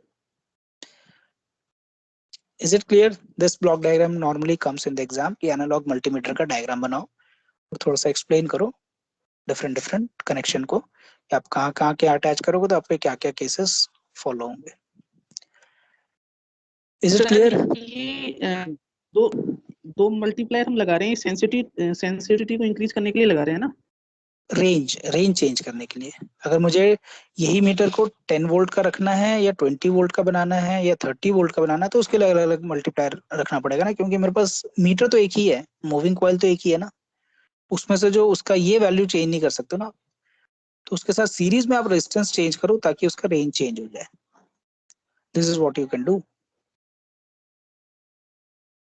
जो हमने ऊपर किया, अगर ऊपर देखोगे पिछला जो नोट्स है उसमें वोल्ट मीटर का रेंज कैसे चेंज कर रहे हो अलग अलग वोल्टेज रेंज के लिए, तो you need to put a different resistance. So this is how we make a multimeter. But अभी भी ये मल्टीमीटर क्या है, एनालॉग है। मल्टीमीटर तो है बट एनालॉग है, and this is hardly existing in labs. अब ये लैब से खत्म हो गए बिकॉज इट इज कॉस्टली। अब सब कुछ रिप्लेस हो गया डिजिटल मल्टीमीटर से, which is very efficient also and cost effective also. But ये मीटर बनाने में भी मुश्किल होता था, इसकी कैलिब्रेशन करना भी मुश्किल है, नीडल बहुत फाइन होता था, कॉइल आपको लगाना है, कॉपर का ही कॉस्ट इतना ज्यादा होता है, जितने का कॉइल बनता है उतने में आप 50 ट्रांजिस्टर और 50 डायोड खरीद लोगे, 100 डायोड खरीद लोगे। एक कॉइल बनाने में जो कॉस्टिंग आएगी ना, तो इट विल, कॉइल हो गया, बॉब हो गया, मैग्नेट हो गया, सारे की कॉस्टिंग आपके 50 ट्रांजिस्टर खरीद के दे देगा और 50 डायोड खरीद के देगा। इन दोनों को यूज करके आप 50 मीटर बना लोगे। So that is why these things become obsolete. आज के टाइम में ये खत्म हो चुके हैं, they are hardly of use. Okay, so now sir we पर कम टू द, सर हाँ हाँ बोलो। सर एनालॉग एनालॉग जो मल्टीमीटर है उसमें तो सर इंटरनल रेजिस्टेंस होता होगा, जैसे कोयल का भी इंटरनल रेजिस्टेंस होता होगा, लेकिन शायद डिजिटल में तो ऐसा नहीं होता होगा ना, उसमें तो कोयल की जरूरत ही नहीं पड़ती होगी।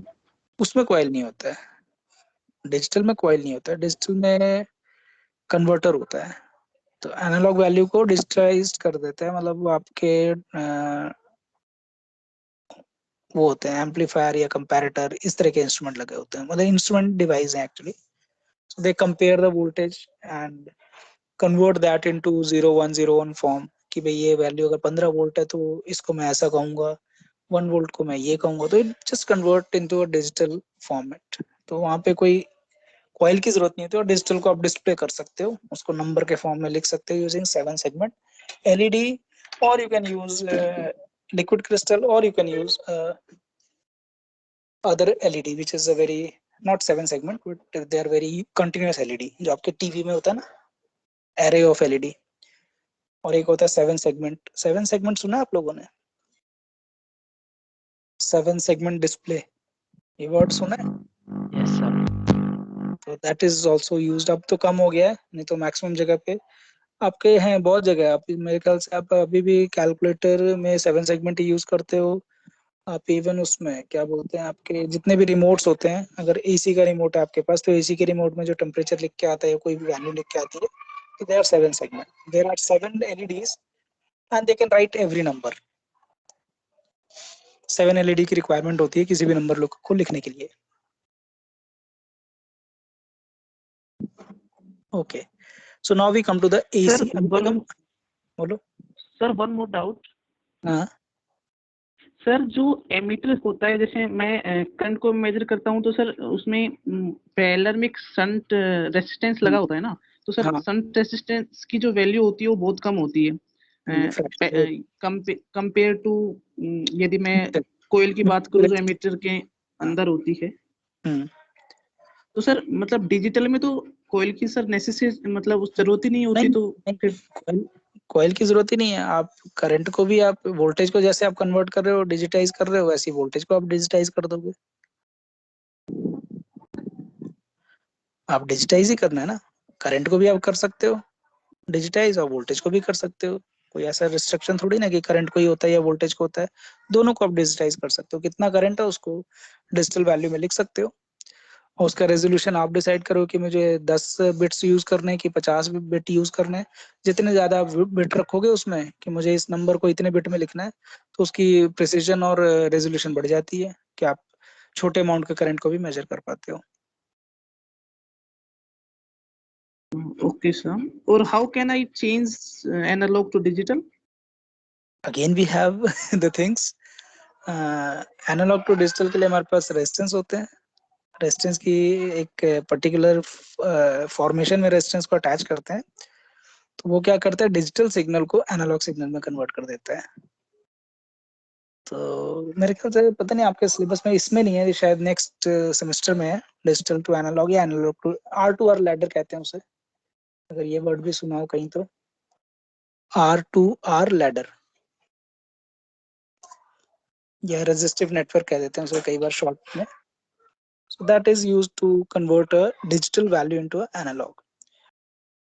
तो आपके पास अगर स्क्रीन देख रहे हो तो screen is a analog thing, और आपका जो डेटा सेव है वो डिजिटल है। तो डिजिटल को फिर वो एनालॉग में कन्वर्ट करता है कि आपको अगर ऐसे लिखना है तो मुझे इस तरह से वैल्यू चेंज करनी पड़ेगी। मतलब this is a very detail things कि हम इजिली एक क्लास में नहीं कर सकते हैं. वी नीड एटलीस्ट कि कैसे हम डिजिटाइज करते हैं किसी वोल्टेज वैल्यू या करंट वैल्यू को, कैसे हम उसे एनालॉग दोबारा कन्वर्ट करते हैं. तो we have these kind of instrument.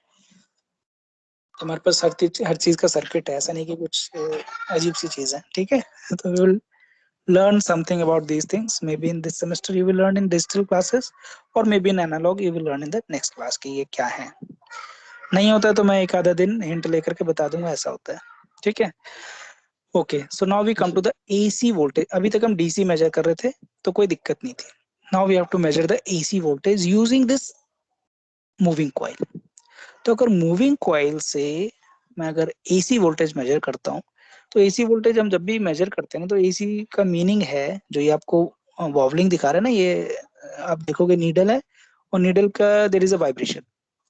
वो नीडल स्टैटिक नहीं है. DC रहता तो एक फिक्स्ड अमाउंट ऑफ करंट है, current is not changing with time, so needle is fixed. Needle आपका एक पर्टिकुलर पॉइंट पे ही ओरिएंटेड होगा.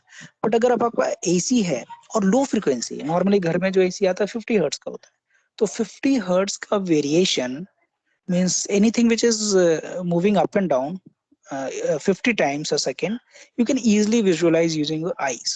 आपके आंखों से वो दिख जाएगा. तो you can easily verify कि वो oscillate कर रहा है, vibrate कर रहा है. तो normally what happens, जब आप घर के measurement करते हो और आपने normal analog meter use कर लिया और उसमें आपका coil है, तो coil will wobble, it will have a vibration, so you won't be able to see the exact value. तो आपके पास प्रॉब्लम होगी. हाई फ्रीक्वेंसी में दिक्कत नहीं आएगी. अगर आपने फ्रीक्वेंसी बहुत बढ़ा दी, मतलब किलो हर्ट्ज या सेवरल किलो हर्ट्ज में चले गए, तो ये वॉबलिंग आपको नजर भी नहीं आएगी और नीडल विल बी फिक्स्ड. आपको ऐसा लगेगा कि नीडल आपका फिक्स हो गया है, तो वहां पे कोई दिक्कत नहीं आती. लेकिन लो फ्रीक्वेंसी पे there is a problem. So normally what we do, we don't measure the exact value of the voltage, but we measure the RMS value. हम इस पे रेस्ट्रिक्ट हो जाते हैं कि अगर घर पे हमारे पास एग्जांपल के 220 वोल्ट कहते हैं ना कि घर पे 220 वोल्ट आता है, that 220 is a RMS value, that is not the peak value. Peak value is more than that RMS value. तो RMS क्या है, आपके V पीक की वैल्यू से आपका √2 डिवाइड कर दो, सो that is your RMS value, जिसको VRMS कहते हो. तो घरों में जो आता है 220 है, that is your RMS value, that is not the peak value. Peak value से ज्यादा है. But these meters cannot show me the exact variation of voltage with respect to time, और हमें उसकी रिक्वायरमेंट भी नहीं है. हमें घर वालों के लिए अगर कहोगे कि नॉर्मल पब्लिक के लिए जो साइंस नहीं ले रहा है, उसके लिए सिर्फ वोल्टेज से मतलब है, कितने वोल्ट पे वर्क करेगा. उसको 220 से मतलब है, उसको वो 310 हो रहा है, 320 हो रहा है, फिर वो डिक्रीज होकर के ये हो रहा है, फिर उसकी पोलैरिटी चेंज हो रही है, उससे उसे कुछ नहीं करना. उसका काम हो गया, पंखा चल गया, लाइट ऑन हो गई, that's all. He has to do nothing with that कि वो अंदर कैसे वेरी कर रहा है, साइन वेव है, ट्रायंगुलर है या स्क्वायर है, क्या है, डजंट केयर. उसको कोई मतलब ही नहीं है इस चीज से. But if it is not so useful कि आपको एग्जैक्ट वेरिएशन अगर आपको नहीं देखना है, नॉर्मली एग्जैक्ट वेरिएशन तो इस तरह का है AC इनपुट का, अगर आपको इससे मतलब नहीं है, सिर्फ इफेक्टिव वैल्यू से मतलब है, यानी आपको RMS से मतलब है, then you can use analog meter with certain correction in that. तो उसमें आप करेक्शन कर सकते हो. आपका मीटर वही है, बट आप उसके आगे एक इंस्ट्रूमेंट लगाओगे which is called as rectifier. तो रेक्टिफायर आप अगर अटैच कर देते हो अपने एनालॉग मीटर के स्टार्टिंग में, तो आप AC वोल्टेज का RMS नोट डाउन कर सकते हो इजिली. ठीक है, आपने क्या अटैच किया, rectifier. Rectifier is a very simple device which convert your AC signal into a DC. Rectifier का वर्क क्या है, आपके AC सिग्नल को आपके DC सिग्नल में कन्वर्ट करता है. तो रेक्टिफायर के बहुत सारे वेरिएंट हैं.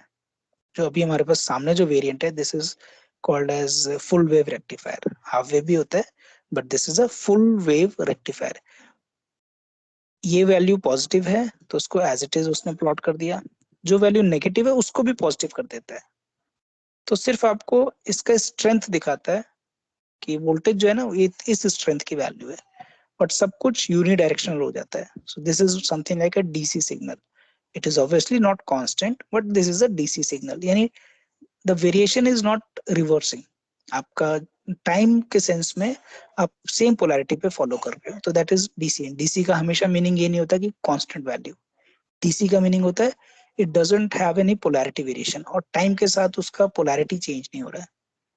तो डीसी का मतलब हमेशा ये मत लेना कि डीसी मतलब fix, DC is not fix, DC could vary but the value is not changing its polarity, so that is a direct current. It will always have, if it is positive it will have positive, if it is negative it will have negative. It will never switch positive to negative. Whenever it switch positive to negative and negative to positive, it is called AC signal.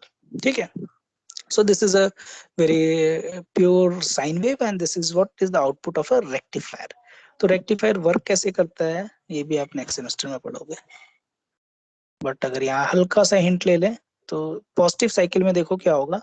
Positive cycle में diode से current इस diode से पास होगा, resistance से पास होगा, metre से पास होगा, वापस घूम के आएगा, इस डायोड से पास होगा and it will go here. Circuit is complete. So meter will show certain reflection. Okay. If for the negative cycle what will happen? अगर नेगेटिव साइकिल पे हम आ जाते हैं तो नेगेटिव साइकिल पे क्या होगा, अगर आपका एसी सिग्नल का साइकिल नेगेटिव हो गया तो क्या होगा, then how the current is following, then this is means negative means this is something like the current is passing from here. अभी पॉजिटिव यहाँ पे था, ये नेगेटिव यहाँ पे था, अब ये आपका पॉजिटिव हो गया, ये नेगेटिव हो गया, तो this is positive. So current will go in this way, it will pass through this diode, again through resistance, through the meter, and again it will back to here, it will go through this diode and it will come back to here. Again the circuit is complete. In both the cases the direction of current in the meter is in the same direction. अगर मैं metre को directly connect कर देता और positive और negative cycle में metre में एक बार करंट ऐसे फ्लो करता है, एक बार ऑपोजिट फ्लो करता है, बट इस कनेक्शन के बाद current is always in this direction. यानी यहाँ पे मैं आउटपुट जब चेक करूंगा तो variation positive cycle, variation positive cycle, and it will be something like this. Is it clear? Yes, sir. It's always in the same direction from the meter. So this is rectifier. It has rectified, it has corrected whatever the error was there in the AC signal. That is not actually an error, that was its own characteristic, AC का अपना characteristic है, but it has rectified it. It is converted into a unidirectional. वो आपके जो bidirectional था यानी positive negative हो रहा था, अब वो unidirectional हो गया. इसके आगे हम एक और काम कर सकते हैं, कैपेसिटर अटैच कर सकते हैं. तो ये जो आपका सिग्नल है ये थोड़ा सा और फाइन हो जाता है. It become like this, means it is not starting, capacitor will charge discharge charge discharge, something like this it will happen. जब आपका इंक्रीज हो रहा है तो चार्जिंग होगा, जब डिक्रीज होता है it will do discharging. But we take a capacitor in such a way, इसकी वैल्यू बहुत हाई रखते हैं, तो it is something like this. तो you get a perfect DC value which is रफली कांस्टेंट. आपको ये वेरिएशन भी नहीं दिखता है, फिर आपको ऐसा दिखता है, ये ऐसे आया, यहाँ ड्रॉप हुआ, फिर चार्ज हो गया, फिर ड्रॉप हुआ, फिर चार्ज हो गया, फिर ड्रॉप हुआ, फिर चार्ज हो गया. तो आपको एक ग्रीन वाला जो पार्ट है वही दिखेगा सिर्फ. यू कैन फर्दर में ऐड, इनको हम फिल्टर्स कहते हैं. ये तो सिर्फ रेक्टिफायर है, इसको हम फिल्टर कहते हैं. तो you can have a two capacitor in parallel, you can have a inductor in series, तो यू कैन मेक जिसको अलग अलग फिल्टर, जैसे C filter, L filter, C filter होता है, पाई फिल्टर होता है, जिसमें आपके पास दो कैपेसिटर होते हैं, एक इंडक्टर होता है, फिर एक कैपेसिटर होता है. तो दैट फाइन द सिग्नल मोर, वो आपको बिल्कुल कांस्टेंट दे देता है.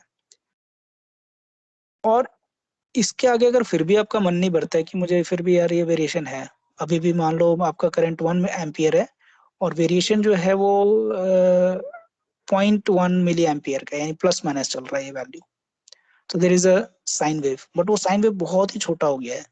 1 एम्पियर में आपका 0.1 मिली एम्पियर का वेरिएशन है. You want to remove this also, आपको ये भी नहीं पसंद है, तो you can have attachment one more thing, that is regulator. तो आप चाहो तो रेगुलेटर अटैच कर दो, which is one of the thing which is zener diode.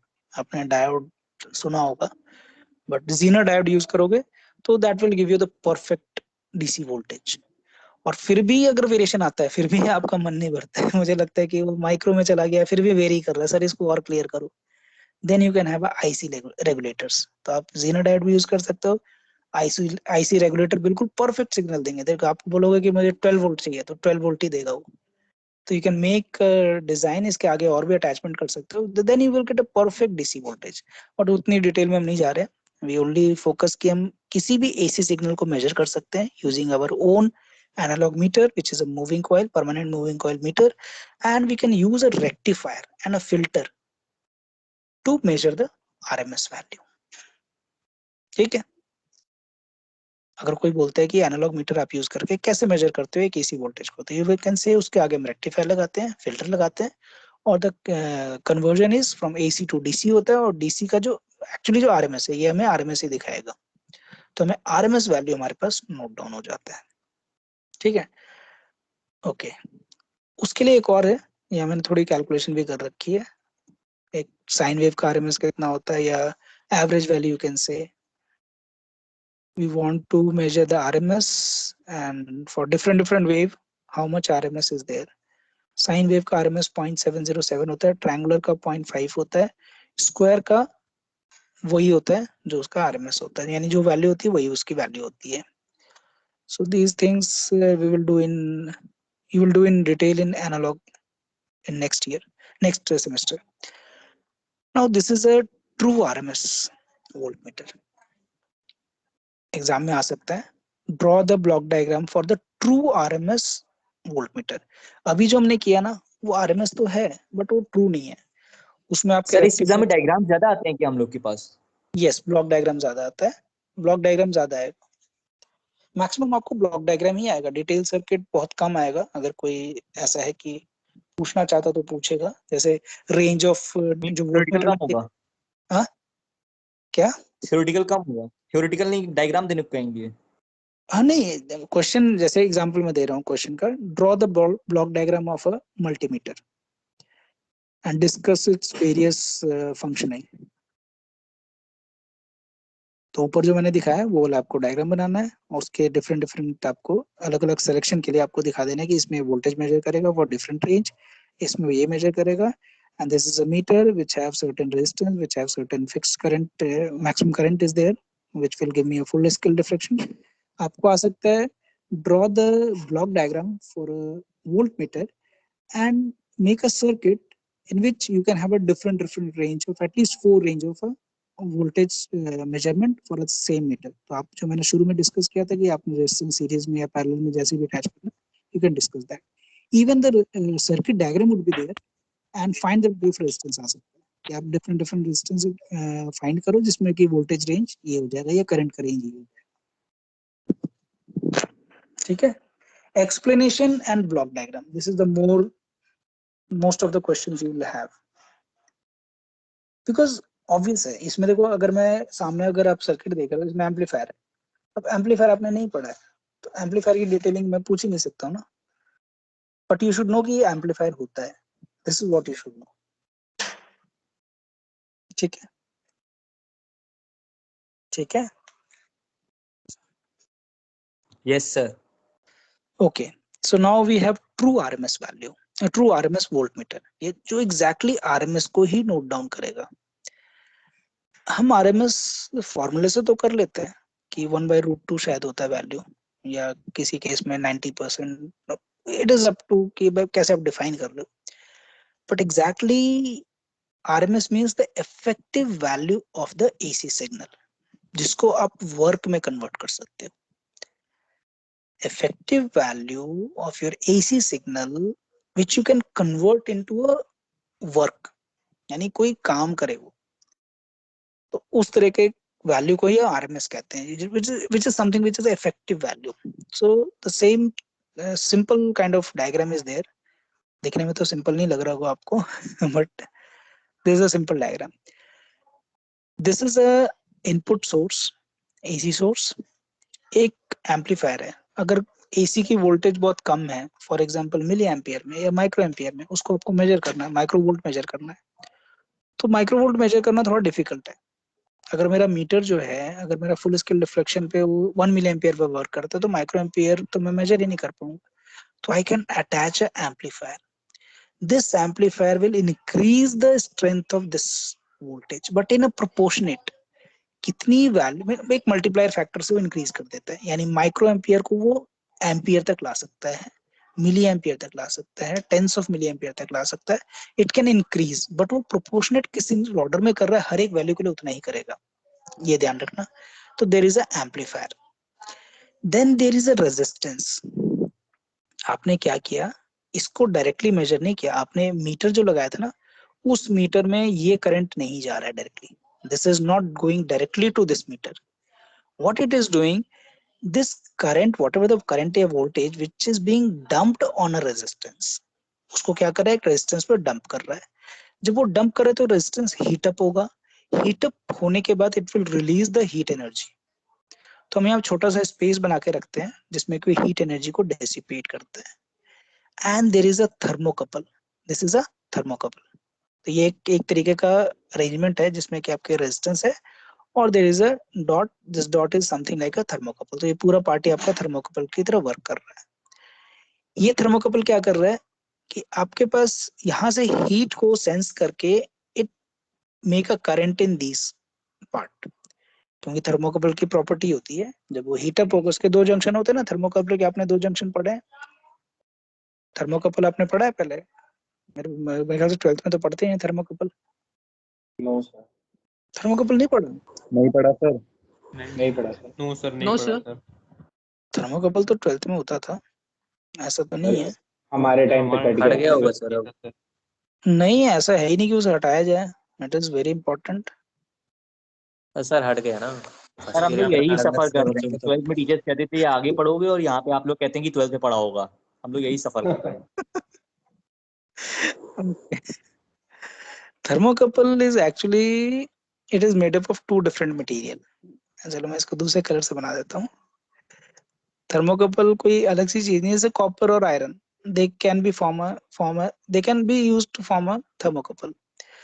तो मैं क्या कर रहा हूँ कि एक मैंने ग्रीन कलर का कोई मेटल ले लिया और दूसरा मैंने ले लिया है रेड कलर का. ठीक है, और मैंने उसको फ्यूज कर दिया. ये रेड वाला पार्ट ये रहा और यहाँ पे फ्यूजिंग कर दी मैंने. फ्यूजिंग मीन्स उसको मेल्ट करके फ्यूज कर दिया. It is not just twisting. जैसे ज्वाइन करते हैं ना वायर, वैसे नहीं किया. We have to make a small ball kind of thing. तो हम क्या करते हैं, दोनों मटेरियल को लेते हैं, एक डिफरेंट मेटल है एक डिफरेंट मेटल है, और वी जस्ट फ्यूज देम. और दो उसके डॉट्स बन गए, यानी दो एंड हैं तो दो डॉट बन जाएंगे. उसमें से एक डॉट में हमने कट मारा और वहां पे अपने मीटर लगा दिया. ठीक है, तो ये कंप्लीट एक सर्किट हो गया. This is a complete metal part. कुछ मेटल अलग पार्ट का है, कुछ मेटल अलग पार्ट का है. तो इधर two wires, two different material का वायर है, उसको हमने पूरा एक कंटिन्यूस सर्किट के फॉर्म में डाल दिया है. उसके बाद हमने क्या किया कि दोनों जो हमने जंक्शन बनाए थे, इसको थर्मोकपल जंक्शन कहते हैं. So they are at different temperature.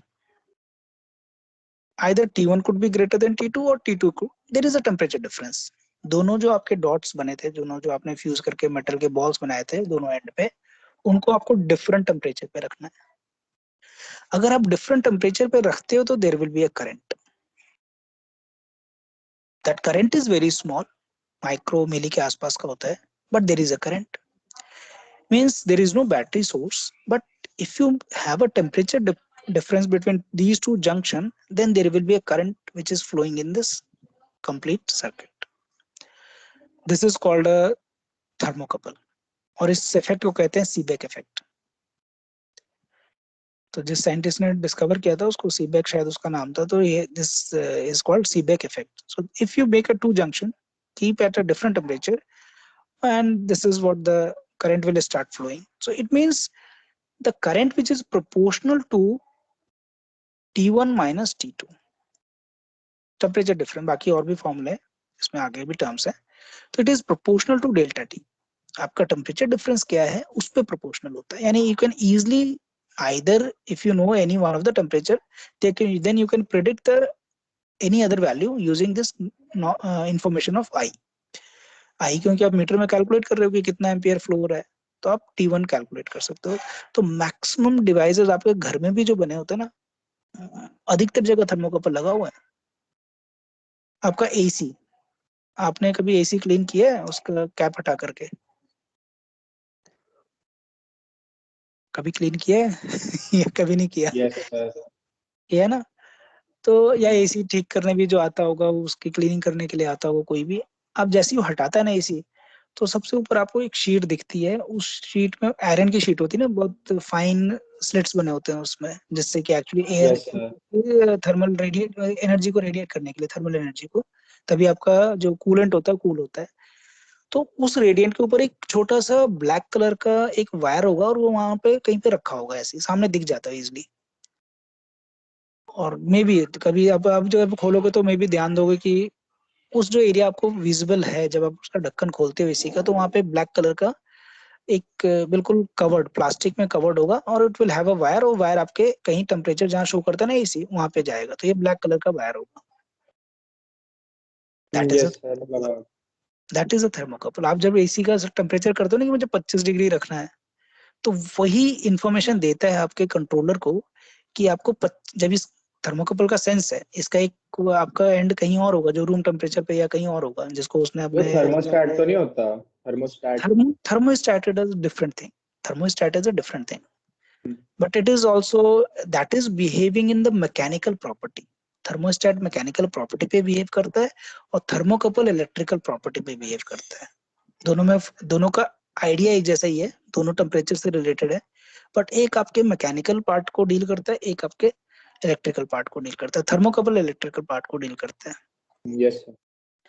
तो ये जो थर्मोकपल है ना, आपके एसी के आगे रखा हुआ है, और उस अगर आपने 25 डिग्री सेट कर दिया, तो यानी एक को आप सेट कर रहे हो, दूसरे को आपने जो भी टेम्परेचर उस सेंसर ने लगा रखा है अपने कंट्रोलर ने, उसके अकॉर्डिंग वो चेक करता रहता है। जब 25 आता है तो एसी को बंद कर देगा, 25 से कम होगा तो एसी बंद हो जाएगा, 25 से ऊपर होगा तो एसी ऑन हो जाएगा। तो how you sense the temperature? Thermostat भी होते हैं। Thermostat is a different device. उसमें आपके पास शीट होती है मेटल की, और दो डिफरेंट मेटल एक के ऊपर एक अटैच्ड होते हैं। That is also very simple discovery, but how they have imagined these kind of thing. So there are two sheets and they are attached to one another. एक दोनों मेटल है, एक डिफरेंट टेम्परेचर पे bend होता है, means हर एक की अपनी एक्सपेंशन एबिलिटी होती है ना टेम्परेचर चेंज होने से। तो एक की हम ज्यादा रखते हैं, एक की कम रखते हैं। तो जब टेम्परेचर चेंज होता है तो एक बेंड होता है, तो दूसरे को भी बेंड कर देता है। और फिर टेम्परेचर अगर चेंज होगा, तो अगर वो वापस से कॉन्ट्रैक्ट होकर के वापस वो रिलैक्स करेगा, तो इट विल लूज। तो एक तरीके से वो कनेक्शन बनाता है। It can move in up way, it can move in a down way. तो that is used for making a connection. वो फ्रिज में होता है। फ्रिज में अगर ध्यान से सुनोगे कभी, तो कट से आवाज आती है जब आपका फ्रिज ऑटो कट होता है ना, जब वो टेम्परेचर उसका रीच हो जाता है, अपने यस सर। फ्रिज का टेम्परेचर 12 अपने कूल कर लिया, 12 डिग्री पे रखा हुआ है, तो 12 डिग्री रीच करने का तो कट से बंद होता है। It will have a sound. तो वो जो साउंड है ना, वो उस थर्मोस्टेट का साउंड है, वो वहां से अपने आप को डिस्कनेक्ट कर लेता है। तो ठंडा रहेगा, जैसे ही देखेगा टेम्परेचर 14 डिग्री हो गया, तो फिर अगेन वो कनेक्ट हो जाएगा। तो उसमें भी दो डिफरेंट मटेरियल है, और उनकी थर्मल एक्सपेंसिबिलिटी मींस थर्मल एक्सपेंशन कहते हैं इसको, जो आपका लेंथ चेंज होता है ना विद टेम्परेचर, जैसे आपका रेजिस्टेंस चेंज होता है, तो it can move, it can shift, हल्का सा ऊपर नीचे शिफ्ट हो सकता है। तो it can make a connection, it can disconnect a connection. तो थर्मोकपल भी यही करता है। थर्मोकपल करंट यानी इलेक्ट्रॉन्स के सेंस में करता है, ये आपका मैकेनिकल प्रॉपर्टी पे करता है। तो दोनों का पर्पस करीब करीब टेम्परेचर मेजर करने के लिए होता है। तो यहाँ पे क्या हो रहा है कि हमारे पास रेजिस्टेंस है, ये हीट रेडिएट करेगा I²RT से, और ये इसको सेंस करेगा। और दूसरा थर्मोकपल का दूसरा डॉट आपके डिफरेंट बैलेंसिंग थर्मोकपल, यानी एक डिफरेंट एरिया पे रखा हुआ है, और उसको आप करंट इस मीटर से दे रहे हो। यानी आपका जो, अगर आपने कोई एक बैलेंसिंग, मतलब यहाँ पे एक एम्पलीफायर अलग से लगा हुआ है, इस एम्पलीफायर से जो करंट जनरेट हो रहा है, वो यहाँ पे इसको हीट कर रहा है, या इसको कूल पे रख रहा है, जैसे भी रख रहा है। मतलब there should be T1 and T2 का डिफरेंस होना चाहिए at least. It will sense these two difference. यानी how much this T1 has increased, that will depend upon I²RT, and that delta T information will be passed to this indicator। जो आपके यहाँ पे indicator लगा हुआ है, यानी ये इंडिकेटर जो है ना मीटर, ये डायरेक्टली इसके करंट को मेजर नहीं कर रहा, बट इनडायरेक्टली मेजर कर रहा है। By measuring delta T. और डेल्टा टी क्यों वेरी हो रहा है? बिकॉज आपका यहाँ पे हीट रिलीज हो रहा है। सो this is actually the true work.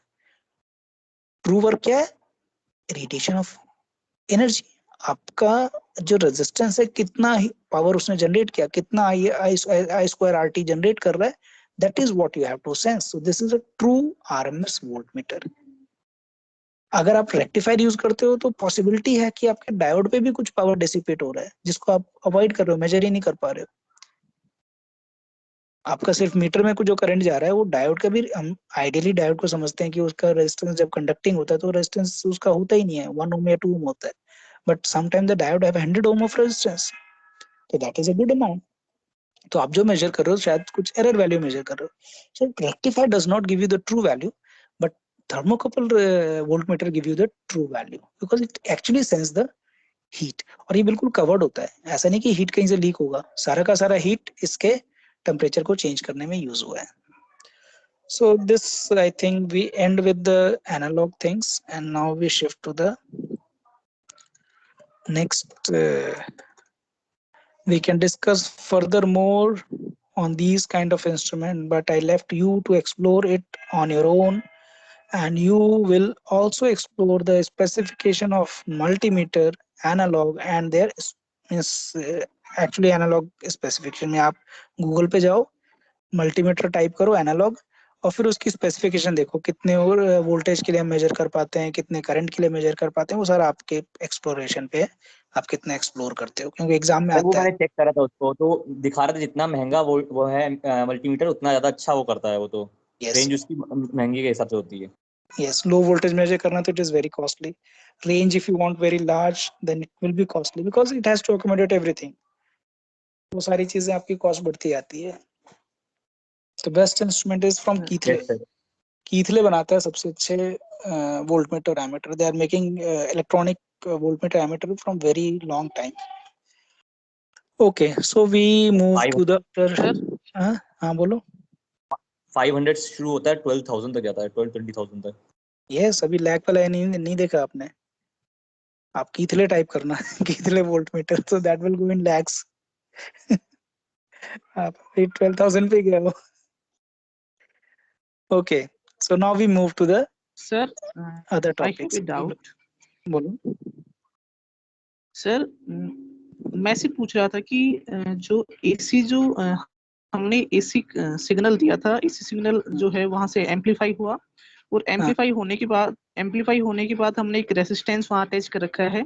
Resistance से हीट एसी सिग्नल के कारण वहां पर हीट जनरेट हुई, हीट के जनरेट होने के कारण यहाँ पर टेम्परेचर T2 हो गया, और नीचे हमने एक और हमने अटैच कर रखा था, एक और हम रेसिस्टेंस अटैच कर रखा था, उसका टेम्परेचर।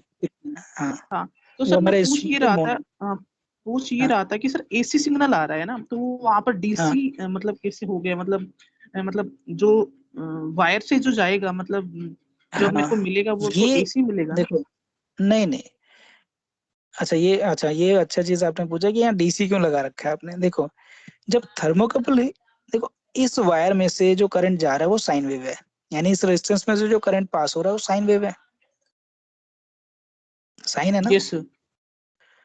तो साइन वेव अगर मैं किसी रेजिस्टेंस से पास करता हूँ, इट डजंट मीन कि जो एनर्जी जनरेट होगी वो रिलीज भी करेगा, एब्जॉर्ब भी करेगा, इट विल ऑलवेज रिलीज, क्योंकि जो रेजिस्टेंस का हीट जनरेट हो रहा है ना वो आई स्क्वायर आर टी में, आई यहाँ पे क्या आरएमएस है।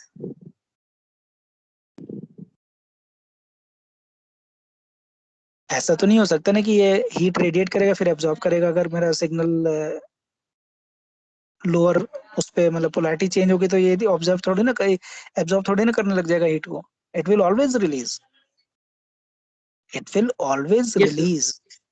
तो टेम्परेचर तो इंक्रीज ही होगा ना, डेल्टा टी तो एक ऑर्डर में इंक्रीज होगा।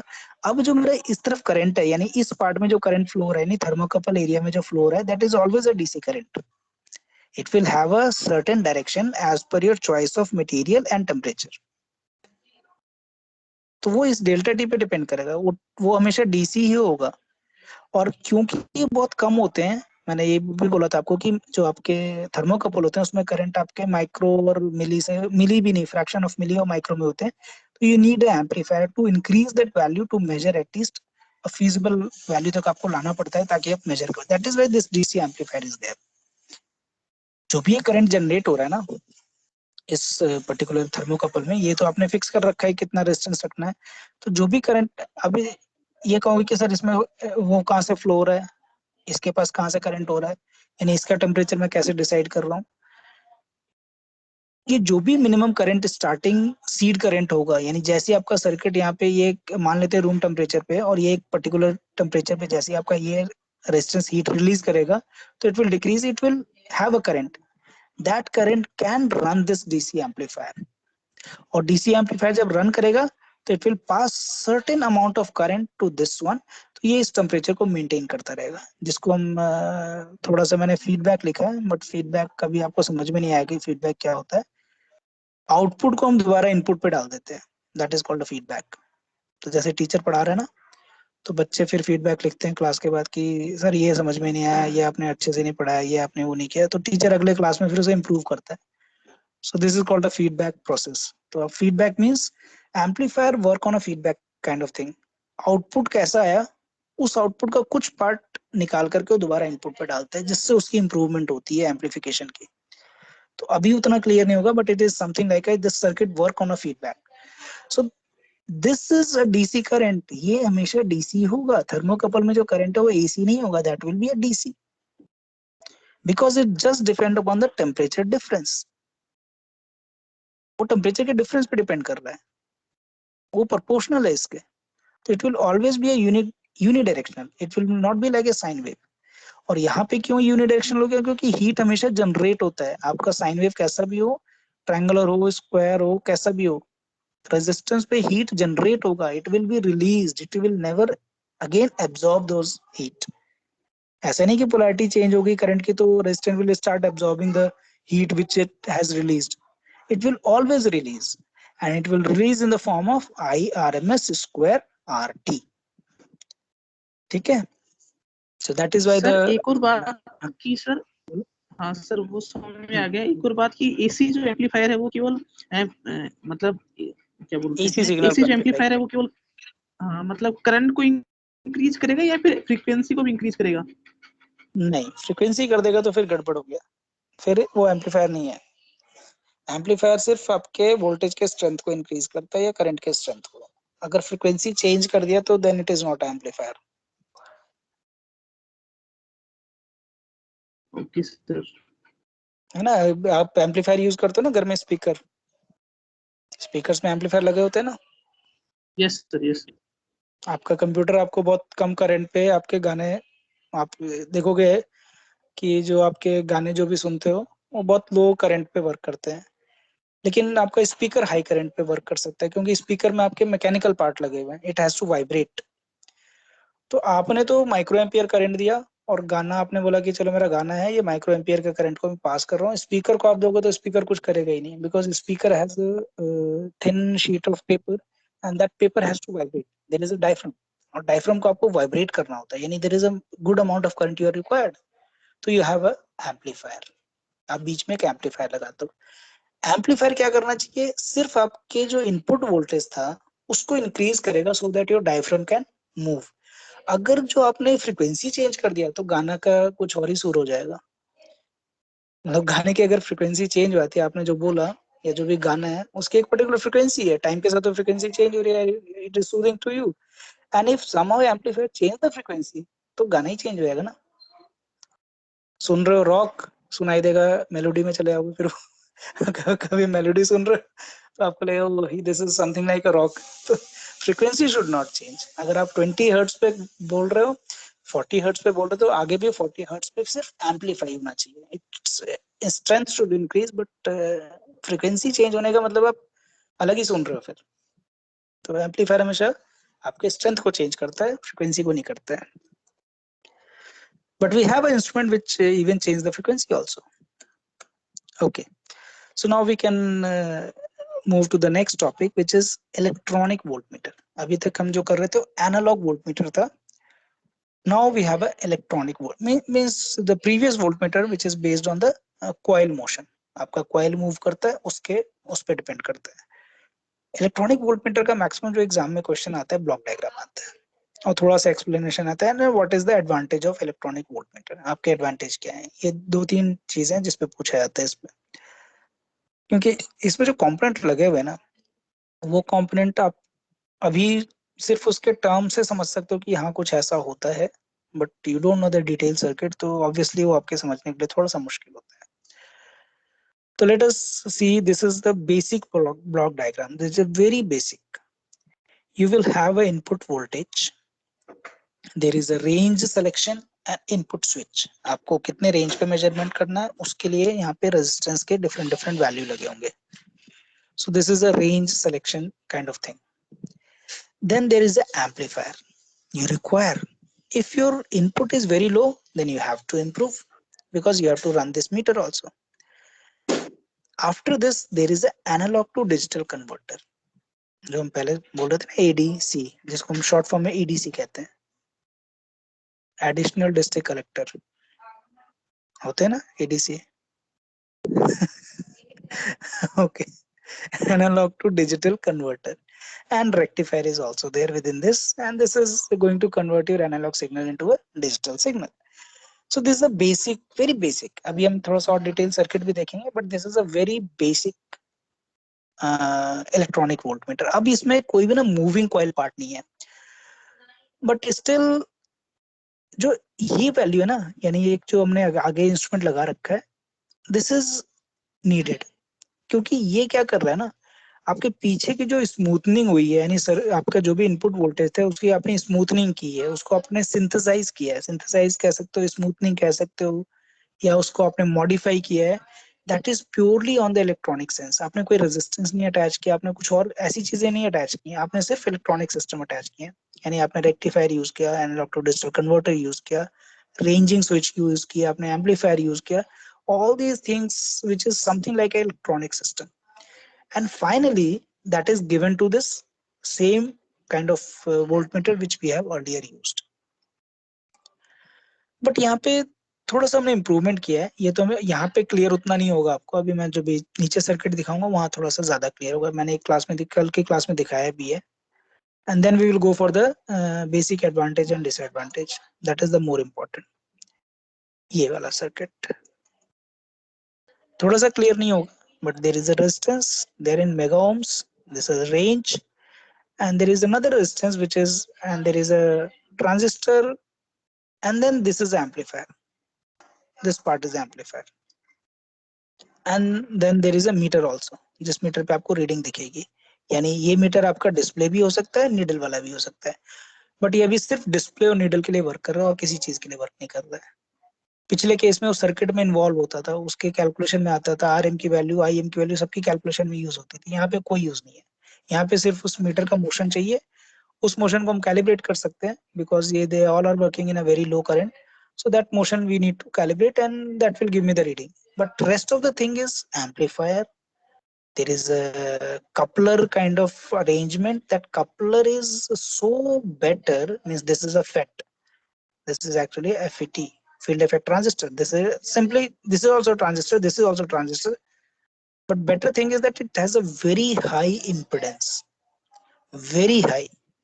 आपको वोल्टमीटर में क्या करना पड़ता था, एक हाई रेजिस्टेंस अटैच करना पड़ता था, so that you can measure the voltage.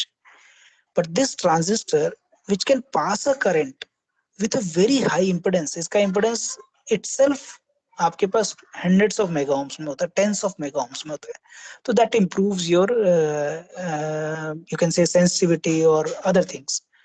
तो हम डिटेल में नहीं जा रहे हैं, मेरे को डिटेल में इसलिए ठीक भी नहीं लग रहा है क्योंकि बाकी चीजें आपको पता ही नहीं है, it is not so better to go in detail. But अगर एग्जाम में आता है तो इसको मत बनाना, दिस इज नॉट फॉर, ये भी आप कोशिश करना इसको भी अवॉइड करो. आप आ जाओ नीचे, ये आपको ज्यादा सिंपल लगेगा. This is more elegant way which I have drawn for you. There is a voltage divider, means the range selector, इसको कह सकते हो रेंज जो आपको सेलेक्ट कर रहा है. This is the input. Voltage divider means it will select the range of the voltage which you want to measure.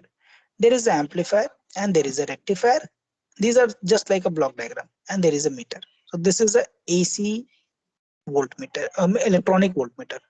AC जिसको मिली वोल्टमीटर भी कह सकते हो, आपके पास आता है एग्जाम में, what is AC milli voltmeter. तो it actually measure a milli value of voltage, very small milli range में है ये वोल्टेज. आप यहाँ पे इंप्रूव करके उसको एम्पियर में चेंज कर सकते हो using this amplifier. So this is amplifier, this is a rectifier, this is a feedback, there is a divider, and there is a meter. That's all. This is the block diagram of your AC millivoltmeter. थोड़ा चीजें समझा सकते हो. This is used to change the range of the meter.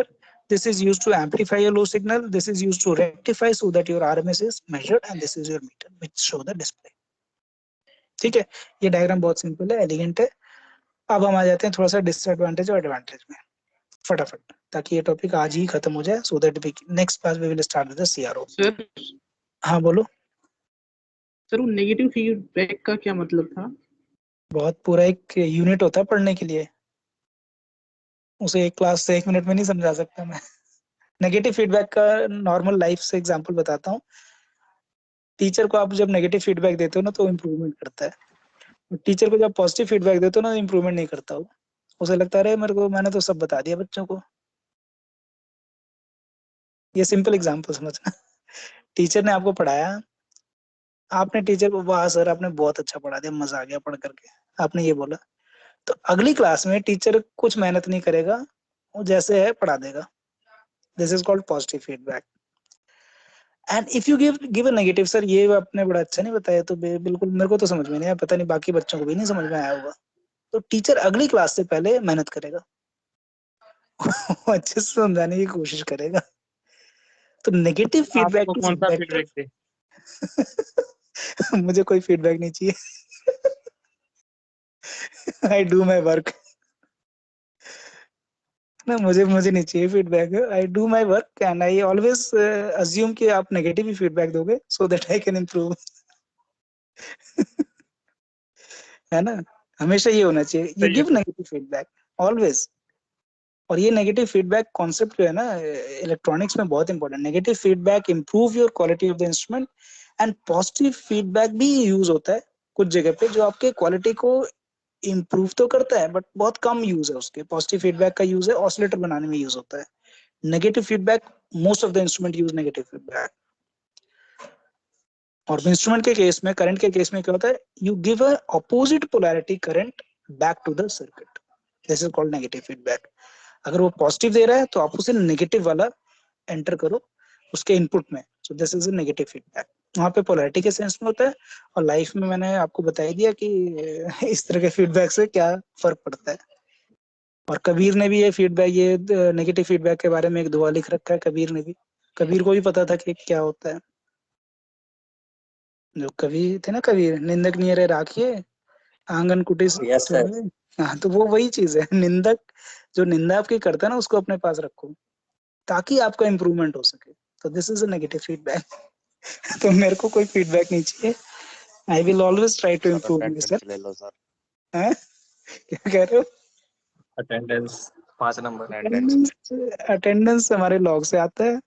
बस इसका हम थोड़ा सा एडवांटेज देख लेते हैं और डिसएडवांटेज देखते हैं, उसके बाद इसको हम खत्म करेंगे. इसमें ब्लॉक डायग्राम आता है और एडवांटेज और डिसएडवांटेज आता है और रेंज लिखने को आता है. तो रेंज यू कैन गूगल कर सकते हो, उसमें रेंज आपको मिल जाएगा कि अलग अलग वोल्टेज के क्या रेंज होते हैं, करंट के और ओम के क्या रेंज होते हैं.